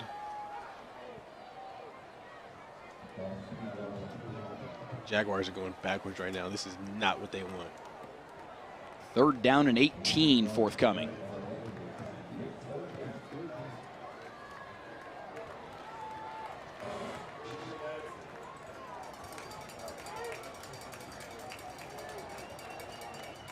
Erdman with 3 wide receivers to his right. Time. Fires over the middle into traffic, and it's incomplete. A good ball. It was a chance for Edline, but the defense was there. And another punt forthcoming here from Flower Mound. We're calling Reagan Tubbs and Michael Petro's names more than anybody else tonight. It's been a punting affair in what we thought was going to be an absolute shootout. The defenses have come to play tonight. They have. I mean, field position is playing a really important role in this game right now. Let's see if we get another good punt out of him. Tubbs had a 62-yarder last time. This one a spiraling beauty. fielded at the 29-yard line, I should say, and fallen on. Zach Morris couldn't do anything else with it. Flag on the play right here. There is a flag on the far side, 37-yard line. It's like number 10, Cole Welliver's coming in this drive. We've only seen Welliver throw 2 passes so far tonight. Neither has hit the ground. Completed one, the other was intercepted. He was 100% for the night. And just as we thought we were going to see Welliver, he walks off. So it will be Jackson Warren once again. He was in the huddle there. Looked like he was maybe about to get this series. But it will be the senior Jackson Warren once again. Warren has been good tonight. 16 of 21 for a $119 and a touchdown so far.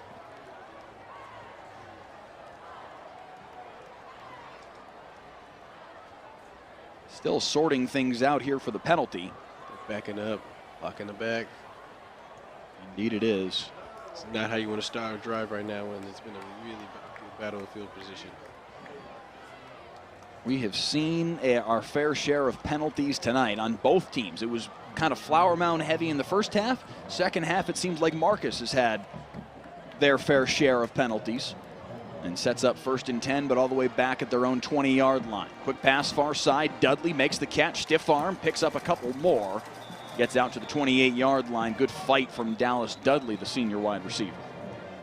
It looks like Marcus has found success getting the ball out quick. Out routes and slants and pop passes. Dallas Dudley's going to come out because his helmet popped off. That is part of the relatively recent rule book. If your helmet comes off, you do have to come off for a play. We'll certainly see Dudley back out there momentarily. In the meantime, a handoff to Wells on the left side, and Wells is into the secondary. Wells in a foot race across midfield. Walker Wells inside the 30 and finally taken down from behind by Cade Harwell. Walker Wells with a little jolt for this Marauders offense. Yeah, this is the biggest play of the night for them. Takes his stretch play all the way out, cuts it back up. Just turns on the Jets. Cade Harwell showing off his speed to chase him down, but 1st and 10 at the 25-yard line, and quickly here comes Jackson Warren. Swing it near side. They go to Wells once again. Lowers his shoulder and runs through the tackle of Luke Browning and picks up a couple. It's only a gain of 3, but that's another play that'll get that Marauder sideline hyped up a bit. Yeah, Wells he didn't really get the ball in the first half a lot, but these last 2 touches, he's been getting the momentum going for him. Wells only 5'9". He is 191 pounds, so as far as 5'9" goes, he's got some meat on his bones, but making some plays here, and they go right back to him, slung down at the 22. Caleb Vogel on the tackle. See how the Jaguars defense responds. It's the biggest play they've given up tonight. They haven't had much pressure put on them since the end of the first half, so let's see how they respond. 3rd and 7. Warren in shotgun. 2-by-2 left and right for the wide receivers. Dudley complete, 1st down, trying to break away, lost the football. Ball's still out. Who's got it? Somehow Connor Vaughn pounced on top of it, and it's 1st and goal Marcus. It's called effort right there. He didn't give up on the play. Number 17 was still just close enough to get that. It was right there. Chase McCall had the ball in front of his face mask, and it was just beyond his grasp. And to your point, credit to Connor Vaughn. I think they should bring that ball back, actually, a little bit. Fumbled the ball forward. It wasn't 4th down, though, so that's where that play really comes into, that rule rather, really comes into effect, is on a 4th down play, you can't fumble the ball forward. We actually saw that a year ago in our Denton Geyer game, as Marcus was lined up in a 11-man eye before Kevin Atkinson had to call timeout there. He's not happy about something. I mean, what coach is happy during a game? Fair enough. We didn't get a chance to show you the story at halftime. The halftime show from the bands and drill teams filled too much of that 28 minutes to be able to bring you our story that Ted Madden did all the way back in 2005 on Lyndon LaPlante. But if you don't know the story, you should. And you can find that online. I know Ted's posted it a couple of different places. It's probably on the WFAA YouTube channel. Lyndon LaPlante, he's an assistant coach now for the Marcus Marauders. He's been an assistant on Coach Atkinson's staff for a little while now. He played for Coach Atkinson back in the mid-2000s, and in 2005 was a member of Kevin Atkinson's Keller Central team. And, beg your pardon, Keller High team. And had a 99-yard touchdown run that was the moment of the high school football season across the country that year. Lyndon LaPlante, a young man with Down syndrome who does not let that slow him down in the slightest. It's just a fantastic story. And maybe we'll bring it to you post-game. We'll try and figure out some way to, if nothing else, I'll try and share Ted's link on my social media channels. Meantime, 1st and goal out of the timeout. Warren rolling out, firing, end zone, touchdown. Wide open. Why not reward the young man who just recovered the fumble? Connor Vaughn for 6. Yeah, there were 2 guys open right there. I thought they were going to give it to Ashton. Oh, wait, they're going fast right here. Hold on. Swinging gate formation. Now they'll bring the PAT unit on. I don't see why they didn't throw that to the outside right there. Back to this play right here. A great job by number 17 finding the back of the end zone right now, Connor Vaughn. Thought that play was initially going to Ashton Cozart on the whip route on the outside. Extra point up and through, and Flower Mound Marcus with their first lead of the football game. Warren to Connor Vaughn. And it's 14-10 Marcus. The drive almost ended on them before they can get some points, but luckily the ball bounced in their favor. And now this crowd is alive.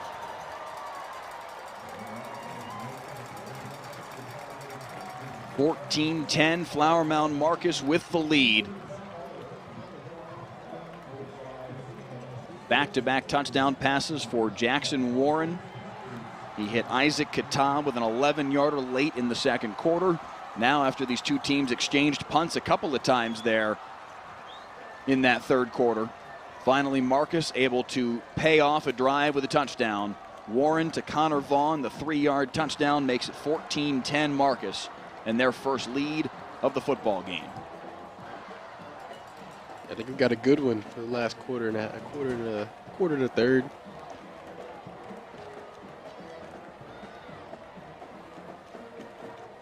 This is a rivalry matchup that there have been some blowouts. Last year, the meeting between these 2 teams was a 55-14 win for Flower Mound Marcus. Of course, they had the superstar quarterback, Garrett Nussmeier, who's now at LSU. They had a fellow superstar at wide receiver, J. Michael Sturdivant. That was an offense that was loaded as the kickoff goes into the end zone for a touchback. This year, much more evenly matched, these 2 football teams, and we have seen that play out tonight. A 14-10 football game and still a lot of time left to play. Nearly 16 full minutes of action still left to go. But now Flower Mound is the team, Julius, that needs to kind of find an answer here. Yeah, definitely. I mean, they had some success in the middle of that second quarter right there, getting the ball out quick. Started with the run game, too. Let's see if they can find that again. Again, it's Yale Erdman in at quarterback for the Jaguars. Nick Evers, their starter, injured earlier in the football game. He is done for the night. Hand off to Edline. Flag in the middle of the play as he's swallowed up after a gain of 4. This Marcus defense is flying to the football right now. You can feel all the energy on their sideline, too. Watch this as he spins around, and it's just a wall of red jerseys. Right here. Yeah, he looked up. 1, 2, 3, 4, 5, just filling the frame. Nowhere for Cade Edline to go. And on top of it, a penalty. That's going to knock them back inside their own 20-yard line. Spotted at the 15. It'll be 1st down and 20. And this spot is tough enough for Yale Erdman, the backup quarterback. Again, had to come into this game cold, and to his credit, he answered the bell, threw a touchdown pass, led his team out to a 10-0 lead, looked really good. But still, this is a tough spot all the same in a rivalry game. And then you put him in 1st and 20. That's a big ask. Definitely is a big ask, but the only thing he can do is his job. Find the open guy and make the smart play. Headline motions out. They go empty. Flag again. And they'll stop this play. And it's going to be another procedural penalty. I think the shift by by Edline, I should say, is what led to the penalty. It's the same thing that happened earlier in the game. Looks like the motion man might be coming a little bit forward the snap of the ball. They gotta clean that up for the rest of the game, or they're just gonna keep going backwards. Over 1,000 of you joining us now on the WFAA YouTube channel. We do appreciate you being with us tonight. Again, share this feed around if you will. Let us know in the comments where you're watching from, who you're tuning in to see. Who's your favorite player out here? Your favorite, perhaps it's a member of the band, a member of the cheerleading squad, whatever the case may be. Let us know who you're tuning in and hoping to see tonight here on Friday Night Football.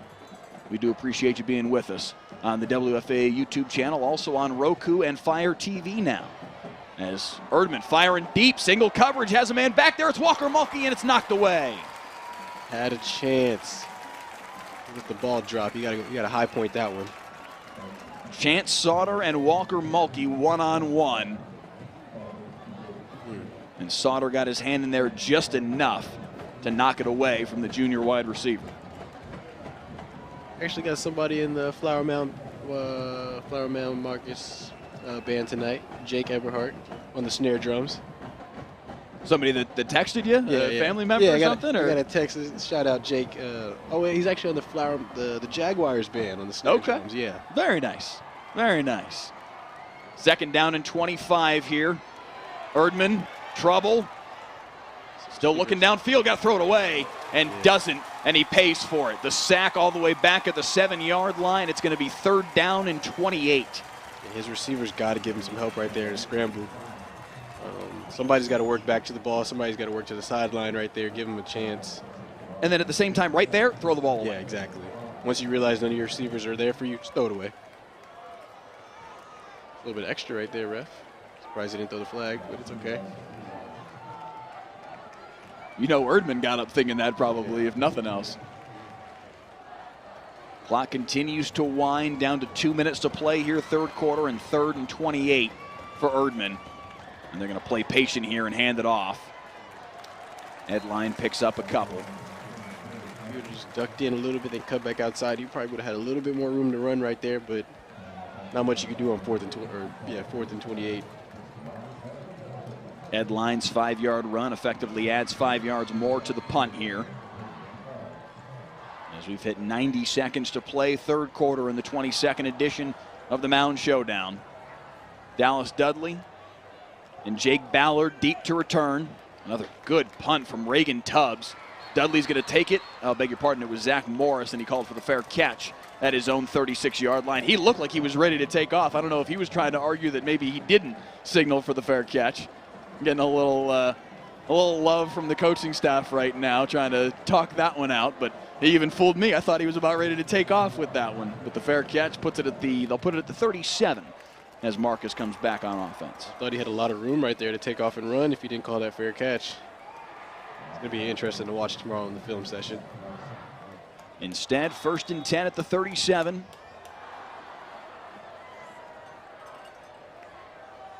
Still the 6'6" Jackson Warren in there, a quarterback, and that ball in and out of the hands of Isaac Kitab and incomplete. Having a lot of success early down to those out routes right there. Somebody's got to step up to take that away.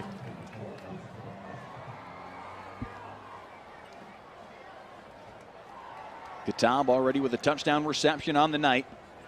He opened the scoring for the Marauders late in that 2nd quarter.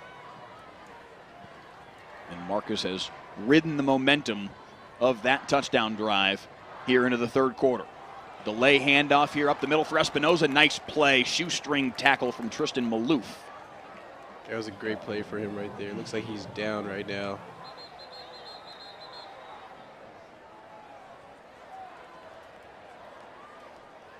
Hopefully it's a cramp. Yeah, based on the reaction from his teammates, it would seem that's probably all this is. Yeah, you guys are playing at a high level right now. Surprised he's the first one of the night.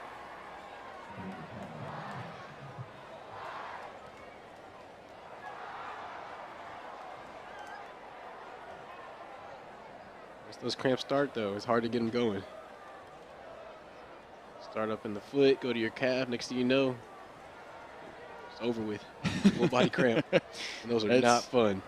It's hard. I mean, the good thing is at least we're starting to trend into fall. It's getting a little bit cooler out there, so that helps a little bit. But, yeah, the way that he's trying to get back on his feet certainly looks like a cramp that hopefully Tristan Maloof will be able to walk that off and get back out there. 1:06 here in the third quarter. Yeah, especially after the play he just made, we're going to need a lot more of that going forward. Flower Mound's defense has been sharp tonight, but Marcus has gotten some things going on him here late second quarter and into the third. And they're trying to add to that here, but they'll face 3rd and 8 out of the injury timeout. You see Maloof already jogging off there at the top of your screen, so that's a good sign for Flower Mound. 73 our temperature right now here in Flower Mound, Texas.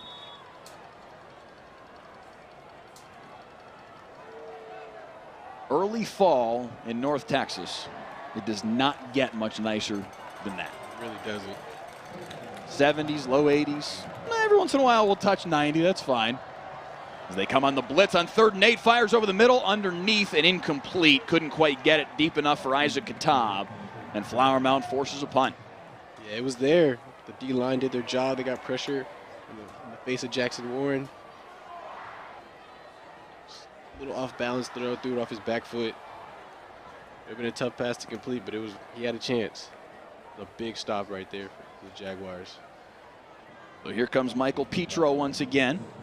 Lingenfelter deep to return for Flower Mound. It's close right there, running into the kicker. Fair catch called for and made at the 24-yard line. No flag. And back comes the Jaguars offense. 41 seconds to play here in the third quarter. And Flower Mound needs a drive. They have not scored a point in now over a quarter worth of action. Their last score came on that Yale Erdman to Caden Jensen touchdown pass with 3 minutes to play in the second quarter. And the offense has basically gone stale since then. They have, but I mean, they know what works. They just got to try to get back to it. Pistol formation. Hand off to Edline. Nice job to find a tiny hole and sneak his way through it. Give him 7 on the first play of the series. Yeah, that was a good play right there. It was a nice, solid run. They're really trying to spread out this secondary so that they won't be able to help in the run game. Edline again on the carry. This time trying to break to the outside. Settles for a gain of a yard. I think he's got to keep that inside right there. Let the O-line do their job, sort out the blocks.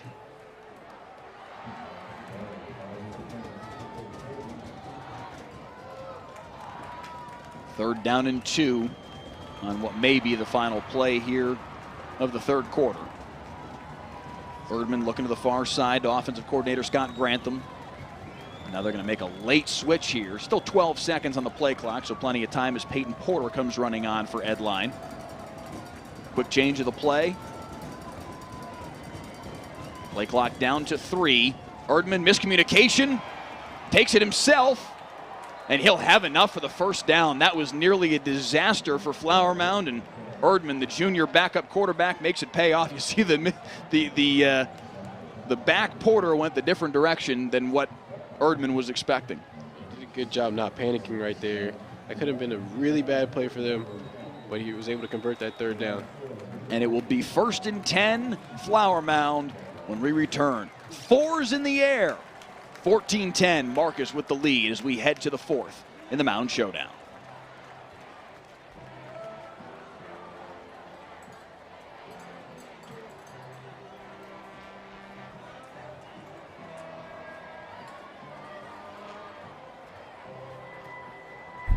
How in the world? On 4th and less than a yard. 5, touchdown. What a catch. Nice cut upfield to Pater.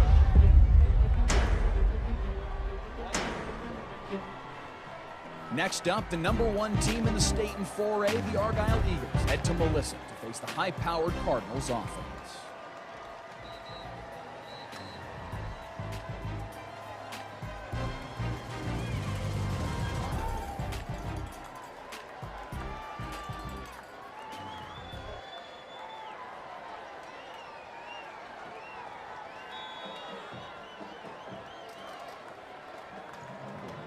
Back at Marauder Stadium, 1st and 10 to start the fourth quarter here for Yale Erdman. And the Jaguars offense, pressure in his face immediately, evades it, fires over the middle, complete. I'm not sure he was even throwing it to that intended target. Jason Welch on the receiving end. He had Walker Mulkey in the same area. I think that's who Erdman was throwing the ball to. Barber left a hit on Erdman in the midst of all of it, but it's 1st and 10 right at midfield. It's not how you draw it up, but it works. Play action.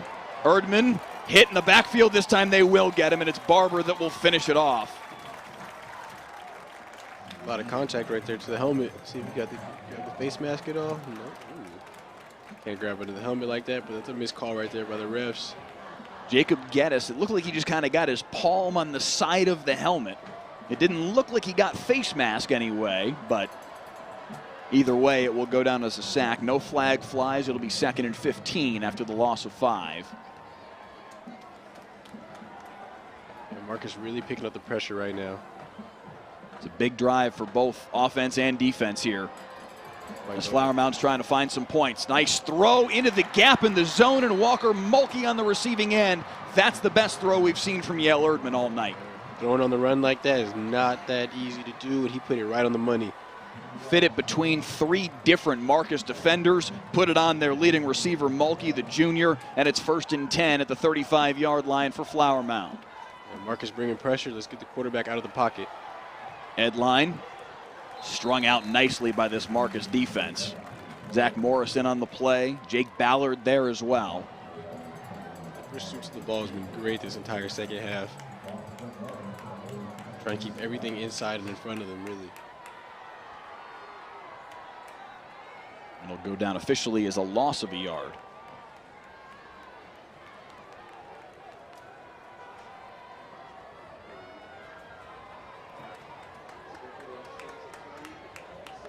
Jensen in motion.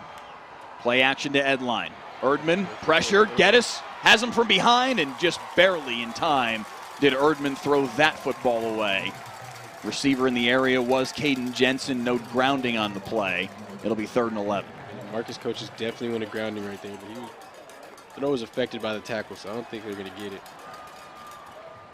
Certainly looked like 2 white shirts were close enough to the vicinity that it wouldn't necessitate a flag. Another big 3rd down right here. The near side Marcus fans getting loud on 3rd and 11. 10 seconds on the play clock as Erdman barks out signals to his offensive line. 2 wides, 3 wides to the top, and now 4 as Edline goes in motion. Erdman over the middle. Welch complete right at the 30-yard line, but that's going to be well short of the line to gain. Perhaps 4 down territory here for Flower Mound. Yeah, they're already lining up to go for it. I think they had a plan. Just get as much as you could on that down. Make 4th down easier. They do have a kicker in Reagan Tubbs who could make a kick from here. It would be a 48-ish yard field goal from this spot. They feel like he's got range to 50, maybe 52, 53. But certainly the strategy here, down by 4. Field goal doesn't do you much. Going for it on 4th down and 5. Got to get right to the 25-yard stripe. Erdman over the middle. Has a man. What a catch by Lingenfelter. Undercut, but he hangs on. 1st down, Flower Mound. Yeah, that was a great catch by him right there in traffic. Like he's down right now. Hopefully he can get up. 5'9" and 170 pounds. Hung in there tough as nails and got walloped, but picked up the 1st down. Big hit, clean hit from Colton Bedgood. But that brought Boston Lingenfelter to his knees. Back up on his feet now, which is a good sign, and walking off under his own power. But he took a hit and paid for that 1st down, that 4th down conversion. You want to win games like this, though, you're going to have to make plays like that. Just do your job. That was Brian Basil that came out and met him about 10 yards onto the field, gave him a big high five. That's a big-time play from a small player playing varsity football, 6A varsity football in Texas. 5'9", 170, and making a play like that, that takes a little something extra. 1st and 10 at the 24 after the conversion. Erdman on play action, throws it behind his intended target, Jensen, and incomplete. Yeah, I think he rushed that throw just a little bit. Receiver still had a chance, but probably wish he had that one back. Not an easy throw, obviously throwing against your body, but a throw that certainly Erdman would feel he should be able to put a little bit more on target out in front of Jensen and let him run with the football. See if they go down here to the boundary at all. Two wides, bunch close to one another. Mulkey alongside Satterfield.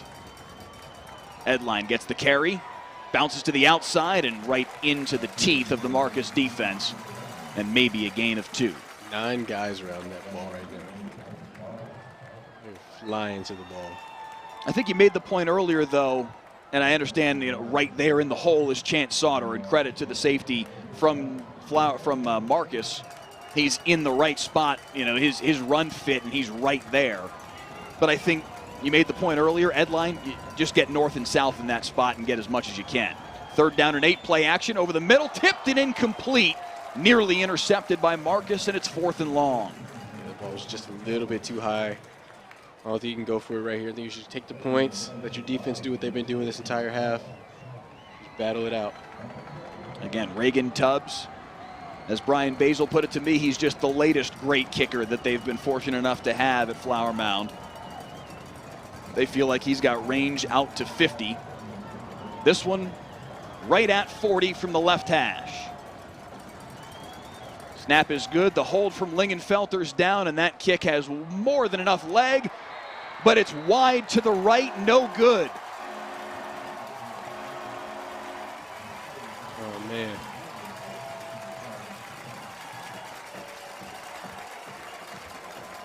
And you can see the frustration there from Reagan Tubbs. A kick he knows he had a chance to make, certainly more than enough leg, but pushed it to the right, and it stays 14-10.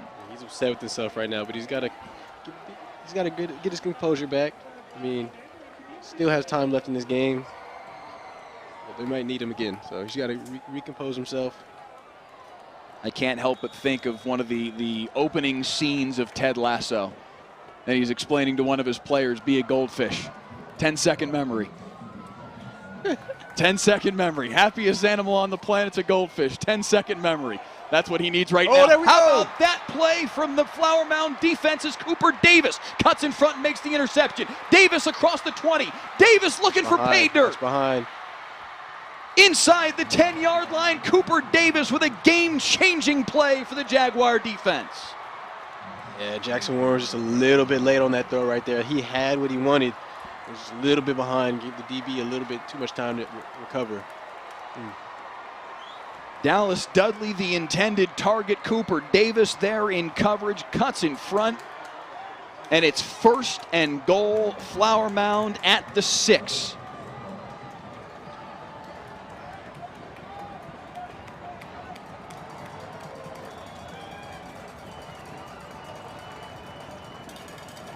So back comes Erdman and the Jaguar offense. Edline to his left, 3 wides in a bunch to the left. Edline on the handoff. Give him 2. And just like that, the Jaguars have life again. It's crazy how this game works. Now another player down here. The momentum was just in Marcus's favor, and just like that, it switches right back over. Another look at the interception here as Warren late over the middle is a tough thing to do. His first pick of the year, too.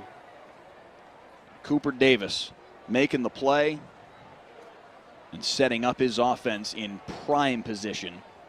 It'll be 2nd and goal from the 4 out of the injury timeout here. Still haven't gotten a look at exactly who it is that's down for this Flower Mound offense. Looks like it might be Striker Eby once again. We saw him down once earlier.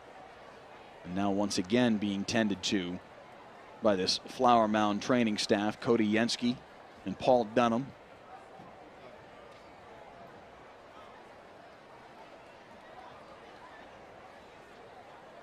These guys putting a lot on the line tonight. They definitely know what's at stake. It's tough to see this right now. It has unfortunately been an injury-filled evening. We have seen a number of players go down, most of them minor injuries, players that have been able to return, but certainly Nick Evers, the the most prominent of the injuries we've seen tonight. The senior starting quarterback for the Flower Mound Jaguars, a fantastic player, a 4-star product, a University of Florida commit, went out in the second quarter, took a big hit from Emmerich DePona, and has not returned to this football game, will not return to this football game. It has been Yale Erdman the rest of the way, the junior backup for the Jaguars, and he has played admirably tonight.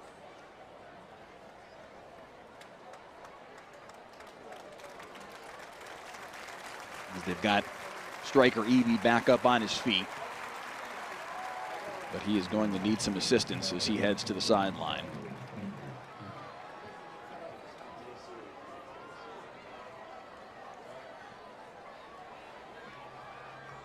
Always tough to see when a guy works so hard like that. He's hurt. Evie, a 6'1", 235-pound junior. Younger brother I mentioned earlier of Stone Eby, who was one of their star defensive ends a year ago, now at SMU.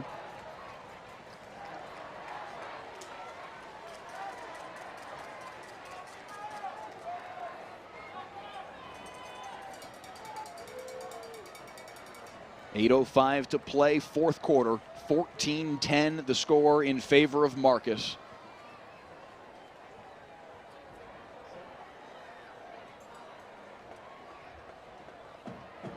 22nd time these two teams have met up in the Mound Showdown. Marcus with a 12-9 all-time lead in the series. Flower Mound looking for the lead, though, knocking on the door. Second and goal from the 4-yard line. Edline in motion. Quarterback keeper. Erdman rolling left. He will try and keep it himself. To the end zone. Touchdown, Yale Erdman. Flower Mound leads. If there was a pass option off of that, if there was, he didn't like what he saw and decided to take it himself. It's a great cut by him. Decided to put his shoulders down and take it himself.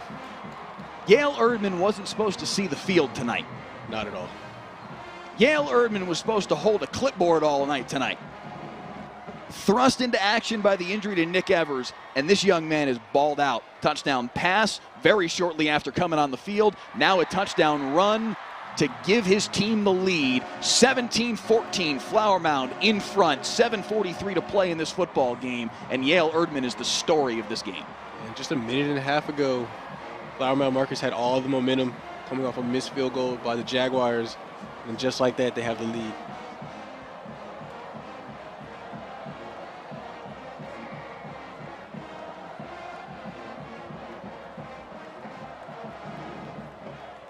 What's better than Texas high school football, man? Not much. They're definitely giving all these fans here a show tonight. Over 10,000 of them here tonight at Marauder Stadium. And Flower Mound in front now on the road. 17-14, both of their touchdowns coming courtesy of backup quarterback Yale Erdman. One through the air to Caden Jensen, and just right there from 4 yards out, fighting his way to the goal line to give his team the lead with under 8 minutes to play in the fourth.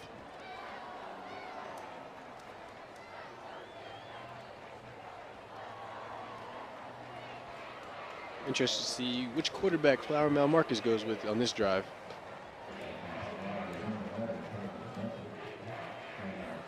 It'll be Dudley and Cozart deep to return.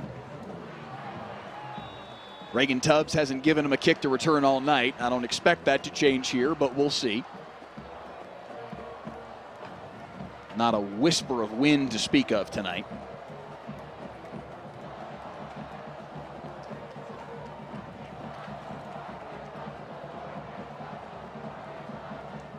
Another solid kick by him. 9 yards deep in the end zone. Out to the 25 it comes, and here comes Jackson Warren and the Marcus Marauders offense one more time, but now trailing for the first time since mid-third quarter. Yeah, that last drive didn't end up how they wanted. I mean, the play was there, to be honest. The play was there. They had the right read. They just need to make the throw. 2 interceptions tonight for this Flower Mound Jaguars defense. One from Cade Hardwell, of Cole Welliver in the first half. One by Cooper Davis just moments ago off Jackson Warren that set up that 4-yard touchdown run from Yale Erdman. Now back comes Warren with his team down by 3, under 8 to play. Handoff goes Walker Wells coming left. Lowers his shoulder and picks up 4 on the first play of the series. They're steady double teaming Dallas Dudley right now. They're putting a bracket on him. They're trying to make sure he does not catch the ball on them tonight at all.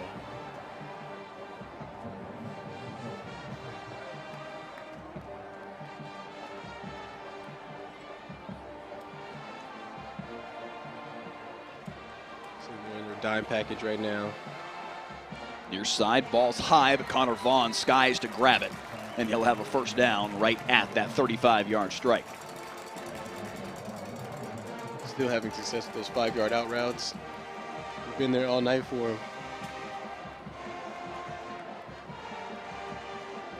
There he goes Warren again. near side for Cozart.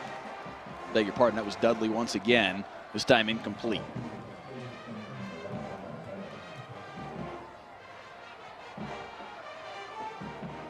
Corners are going to play 10 yards off. I don't think they there's no reason they shouldn't try to bang those 5-yard routes all night.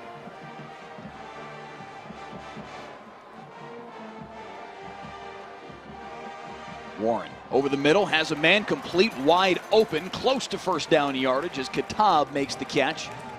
Out to the 44-yard line. It'll be 3rd and 2. Now a little pace here from Marcus. Espinoza has enough for the first down. There was a flag late. Jackson Warren's pointing at the defense right now. He thinks it's on the Jaguars. We'll see if Dan Rowe, our referee, agrees.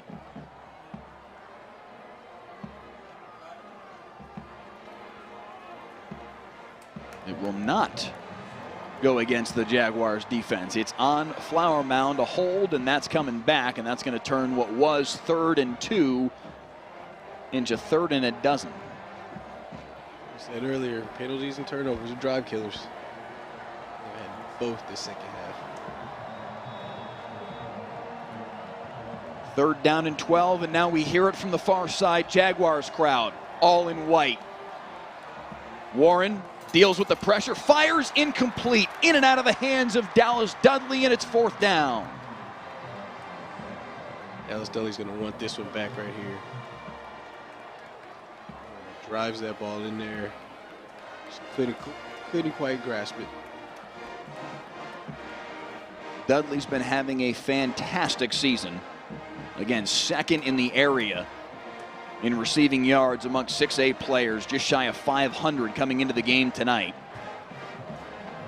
But couldn't grasp that one, and Marcus has to punt it away. Lingenfelter from his own 29-yard line has some running room, makes the first man miss, but into a wall of red at the 37-yard line and taken down there.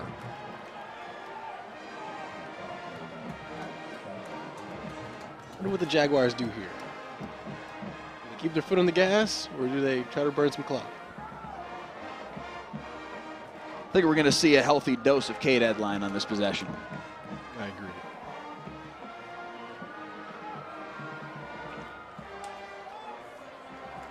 Lingenfelter spread out wide to the right, along with Walker Mulkey, one wide receiver to the top of the formation and 2 backs in the backfield. Now Edline motions into a 4 wide receiver set. Erdman, time, fires over the middle, complete, first down and then some. Jason Welch on the receiving end. Forget running the football. Look at Yale Erdman, step it in, confident, delivers a strike. Whatever jitters may have been there when he came on the football field after the injury to Nick Evers, he has brushed that aside, and this kid's played a football game. Yeah, I would really want to applaud the O-line right now. They are doing their job, letting him be really comfortable back there, seeing the field, running great route combination on the outside. There's an out and a curl right there. So all you need is time. Your backup quarterback, all you need is time to see the field, take some of that pressure off your shoulders. Flower Mound in no hurry now between snaps. Go ahead and let that play clock run all the way down to 2 seconds before they snap it there. Now a handoff up the middle and pushing the pile to the 44-yard line is back from Flower Mound. It was Edline. I couldn't tell who it was in that massive humanity, whether it was Edline or Porter. Give Edline a gain of 5, and it'll be 2nd and 5. And now that you're on the Marcus side of the 50, I feel like now you start running the ball more. Even if you don't advance it, you're still playing the field position battle. 5 minutes left, run the clock. And we've seen what a good job Reagan Tubbs has done in special teams tonight. He has punted the ball fantastically. Yeah, regardless of the missed field goal. I was going to say, I know he wants the field goal back, but he still impacted the game in a large way. Had a 62-yard punt earlier. Had another punt that was downed inside the 2-yard line. Erdman makes one man miss, picks up a yard. Good decision to slide right there. Don't want to take an unnecessary hit.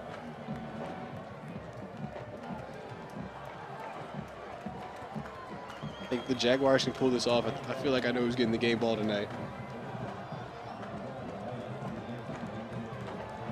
Yeah, I think that one's pretty clear. He has played a heck of a football game, that young man wearing number 8 right there. Looking at the sideline for the play from offensive coordinator Scott Grantham. 10 seconds on the play clock as they set the formation. Pistol set with Edline behind him. Now he'll motion out once again. Wides 2x2, 3rd down and 4. Throwing that way and nearly intercepted. A chance there for Jake Ballard, and it went right through his hands. Yeah, that was a big missed opportunity right there. I'm surprised that they didn't look to the field on this play, right, on this drive at all.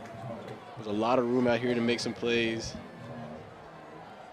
But the Marauders get another chance. Importantly, that incompletion stopped the clock with 3:59. So Tubbs on to punt it away. High into the night sky. That's going to draw a flag without a question. That's difficult right there because there are 2 returners back there. Zach Morris got taken off his feet. And he wasn't even really, I think, going to field that punt. I think he was trying to pretend that he was going to make the process of downing the punt more difficult for the Jaguars coverage team. But the needless contact there from Troy Barbay draws the flag. And that's going to help Marcus out big time with their field position. Instead of what could have been, if they were able to down that where it landed, which was right about the 10-yard line. Instead, the ball is 15 yards forward from the spot of that foul, which was also at the 10, and it'll be 1st and 10 at the 25 as back comes Jackson Warren and company. Yeah, that's a boneheaded mistake right there. This late in the game, you can't have that. So here comes the Marcus offense, 3:51 to play, and they'll hand it off to Walker Wells on the first play of the series. Lowers his shoulder right through the chest of Chase McCall. This is that play he had that long run on earlier. Had a feeling it was coming again, and so did he. Nice run. This guy is solid. That is contact. 2nd down and 4 near side. Dudley nowhere to go as the ball was high. Did a nice job to at least make something of the play. Maybe gained, let's see, where are they going to spot that? Actually give him about 2.5 yards or so and makes 3rd down a little shorter, 3rd and 2. Cooper Davis is having a really good game right now. I know they've been double covering Dallas Dudley, but he's been doing his job in tackling in space. And he came out with a pick earlier too. On 3rd and 2. Pressure. Warren. Where are they going to spot this as he thrust his hand forward with the ball in his hand? He is going to be just short. Well, by the near side spot, I'm not sure. The far side line judge had him short by about a yard. The near side line judge says he got to the 35-yard stripe, and they're going to give him the 1st down. Wow. Interesting to see why they didn't measure that one, but the fact that it was right on the stripe, I guess that makes it a little bit easier. You can see that the nose of the ball is on the stripe. that was a good run by him too. It's very deceptive. Just tiptoeing. And when your legs are that long, when you're 6'6", a couple tiptoes gains about 14 yards.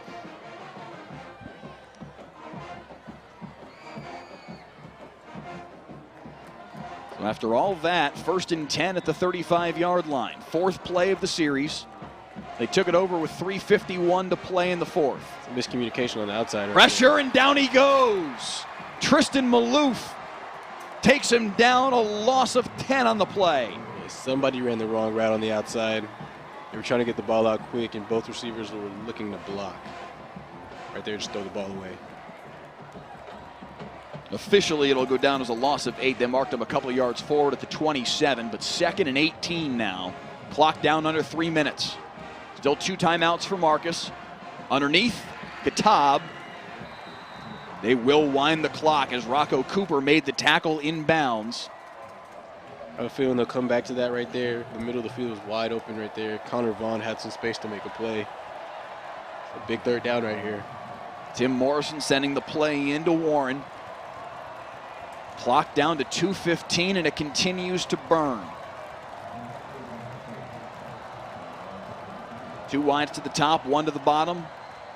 Play action. Warren looking deep. Has a man behind the defense. It's Cozart. Runs underneath it, and he dropped it. Ashton Cozart had a lead-taking walk-in touchdown in his hands. Oh, man. Got to be a little bit too lazy with the catch right there. That's one of those ones where you're like, okay, I got this. No need to go out and get it. And alligator arms. Got to look that one in. Ashton Cozart sick to his stomach right now. And it's 4th and 13, and they're going to have to go for it here as Warren has 4 wides. Pressure off his right edge. Looking deep, middle of the field. What a catch! Hung on to by Dallas Dudley. 1st down, Marcus in Flower Mound territory. Playmakers. Got a lot more playmakers.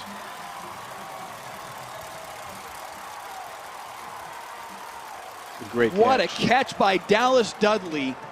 Fully extended, going up over the top of Chase McCall to make the grab. Right back to the line of scrimmage. They're going deep again for Dudley in the end zone. Oh, it just broke free of his grasp. Incomplete. The near side Flower Mound Marcus fans almost lost their minds. Yeah, Cooper Davis again. He's making a lot of plays tonight. He's having the game of his life today.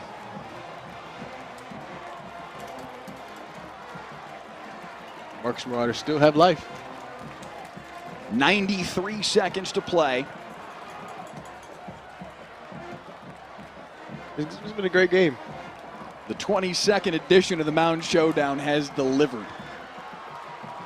2nd down and 10 at the 32. Warren, pressure up in the middle, fires over the middle, tipped, nearly caught by Dudley inside the 10, but incomplete. It'll be 3rd and 10 for Marcus. They tried to hit Connor Vaughn over the middle. One of the biggest guys on the field. A little bit too high for him.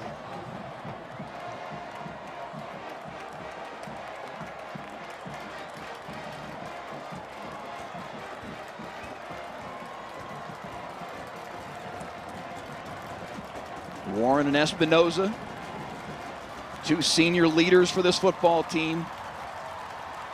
2 of the captains of this football team looking for the play on 3rd and 10. Up top. Warren over the middle behind his target Vaughn and incomplete, and it's 4th down. So he's got a lot of happy feet back there. A little miscommunication too. He had a receiver up top too.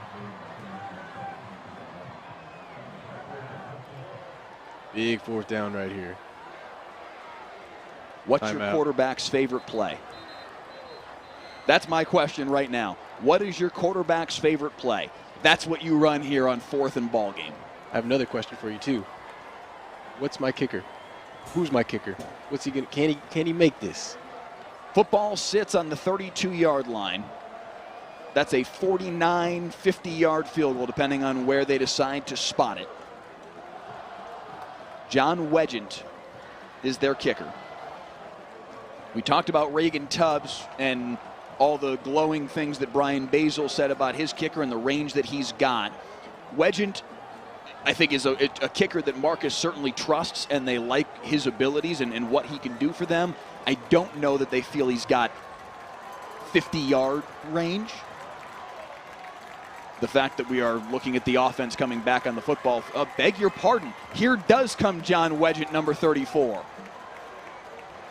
And they're going to line up, call it 49.5 from the left hash to tie the football game with $1:23 to play. Regardless of my trust for my kicker, I put my offense back out there. But hey. Kevin Atkinson, Tim Morrison, and the Marcus coaching staff send out Sam Wisner, the snapper, Colton Bedgood, the holder, and John Wedgett from 49 yards on the left hash. And Brian Bass is going to say, you're going to have to think about it a couple seconds longer, young man. He's a senior, though.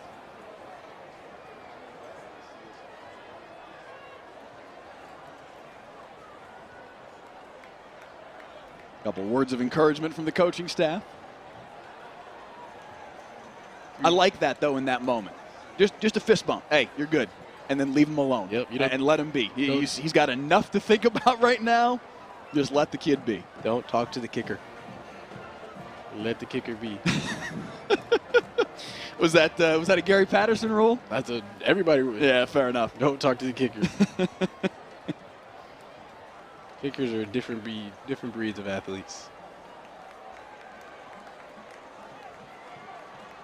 1,400 of you with us right now on the WFAA YouTube channel, and you have been treated to a good one tonight in the 22nd edition of the Mound Showdown.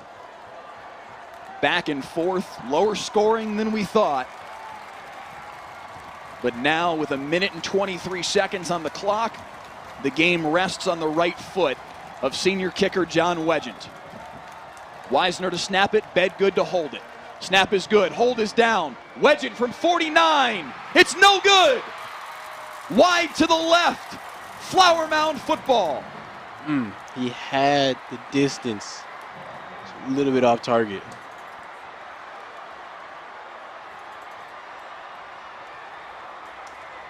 One thing I wrote earlier today, Flower Mound, the Jaguars had a lot of close games. They easily could have been 3-0.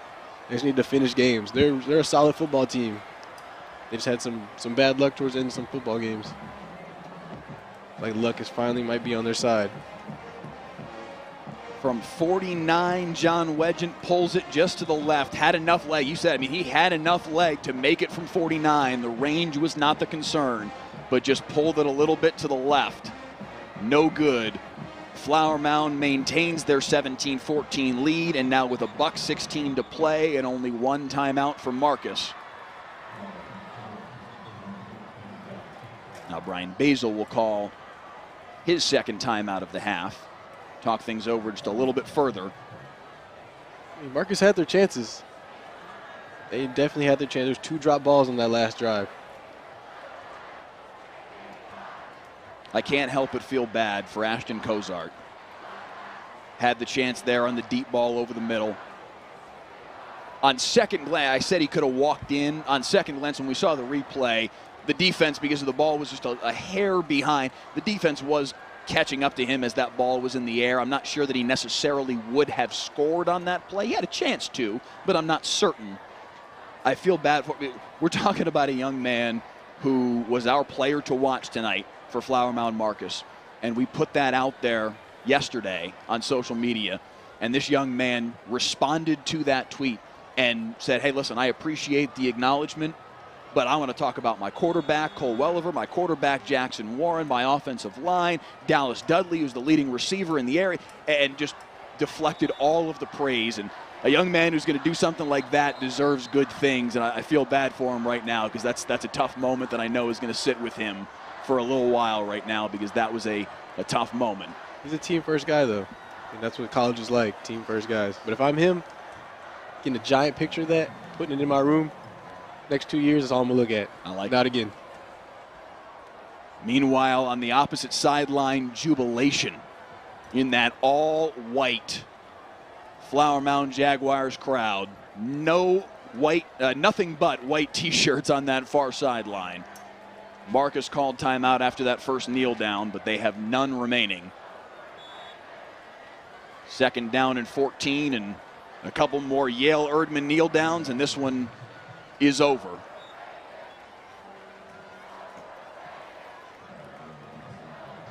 What a performance from the Flower Mound Jaguars. This is a team that Nick Evers has been everything for them. That was the case last year. That is the case this year. He's their leader in the passing game, of course, but also their leading rusher. He is this Flower Mound offense. And when he went off the field, I'd be lying to you if I didn't say, okay, it's going to be tough for him to move the football now. Nuh-uh. They answered the bell. Yale Erdman, the junior backup quarterback, answered the bell. And now that junior quarterback has an opportunity to take one more kneel down right here and end the football game. And Flower Mound wins the Mound Showdown in the 22nd edition, their 10th win all time. 17-14 the final score, and give number 8 the game ball. Give him the game ball. I mean, Brian Basil's got a good team on his hands right now. I mean, he said it. You talked to him. He knew they were close. They just need to fix up a little bit of things, and they did that tonight.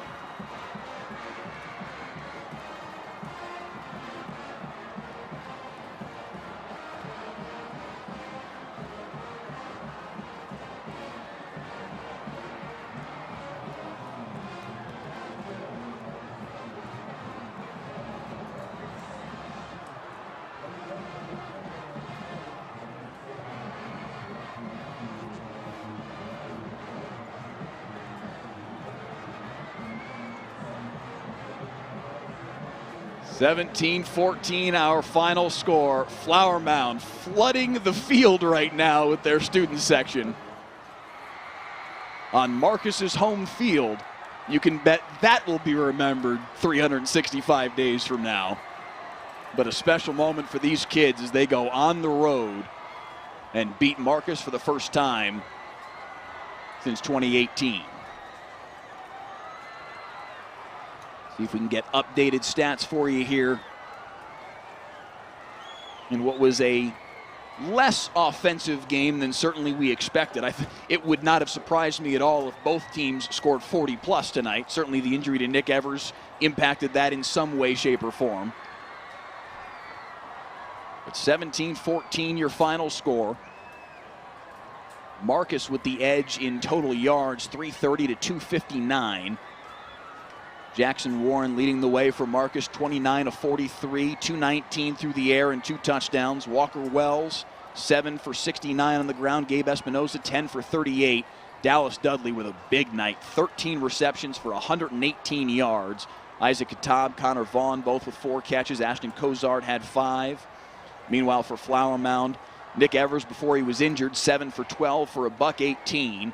Yale Erdman came on 11 for 20, 55 yards. 91 yards and the touchdown. He also had the touchdown on the ground that gave them the lead and effectively goes down as the game-winning score with 7:43 to play there in the fourth quarter. Cade Edline, 9 carries for 29 yards. Walker Mulkey, 3 catches for 76 to lead the way for Flower Mound. Boston Lingenfelter with 5 catches. Jason Welch with 4 in a 17-14 win for the Flower Mound Jaguars to pull closer in the all-time series. Now 12-10, the edge for the Marcus Marauders in the 22 meetings in the history of this series. But that trophy right there, the Mound Showdown trophy, in the arms of Brian Basil and his players, that moment, especially for these seniors, will not be soon forgotten.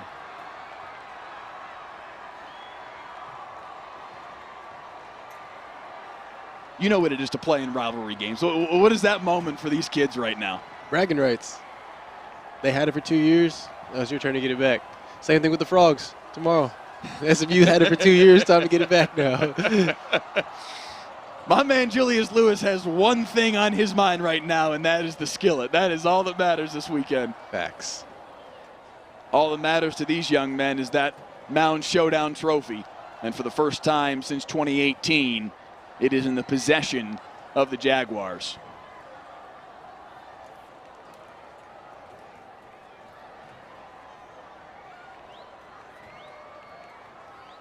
Not a bad night here in Flower Mound. 17-14 our final score in what was a very impressive performance from a young and inexperienced quarterback in Yale Erdman, coming on in relief of the superstar, Nick Evers.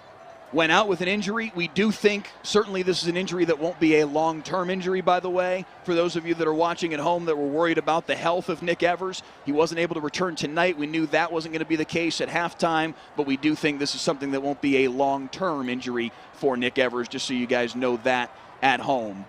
But Yale Erdman stepping up, a touchdown pass in his, I believe it was his second series on the football field, and then the touchdown run early on in the fourth quarter that effectively was the game winner. 17-14 the final score, and the Flower Mound Jaguars win the Mound Showdown 17-14.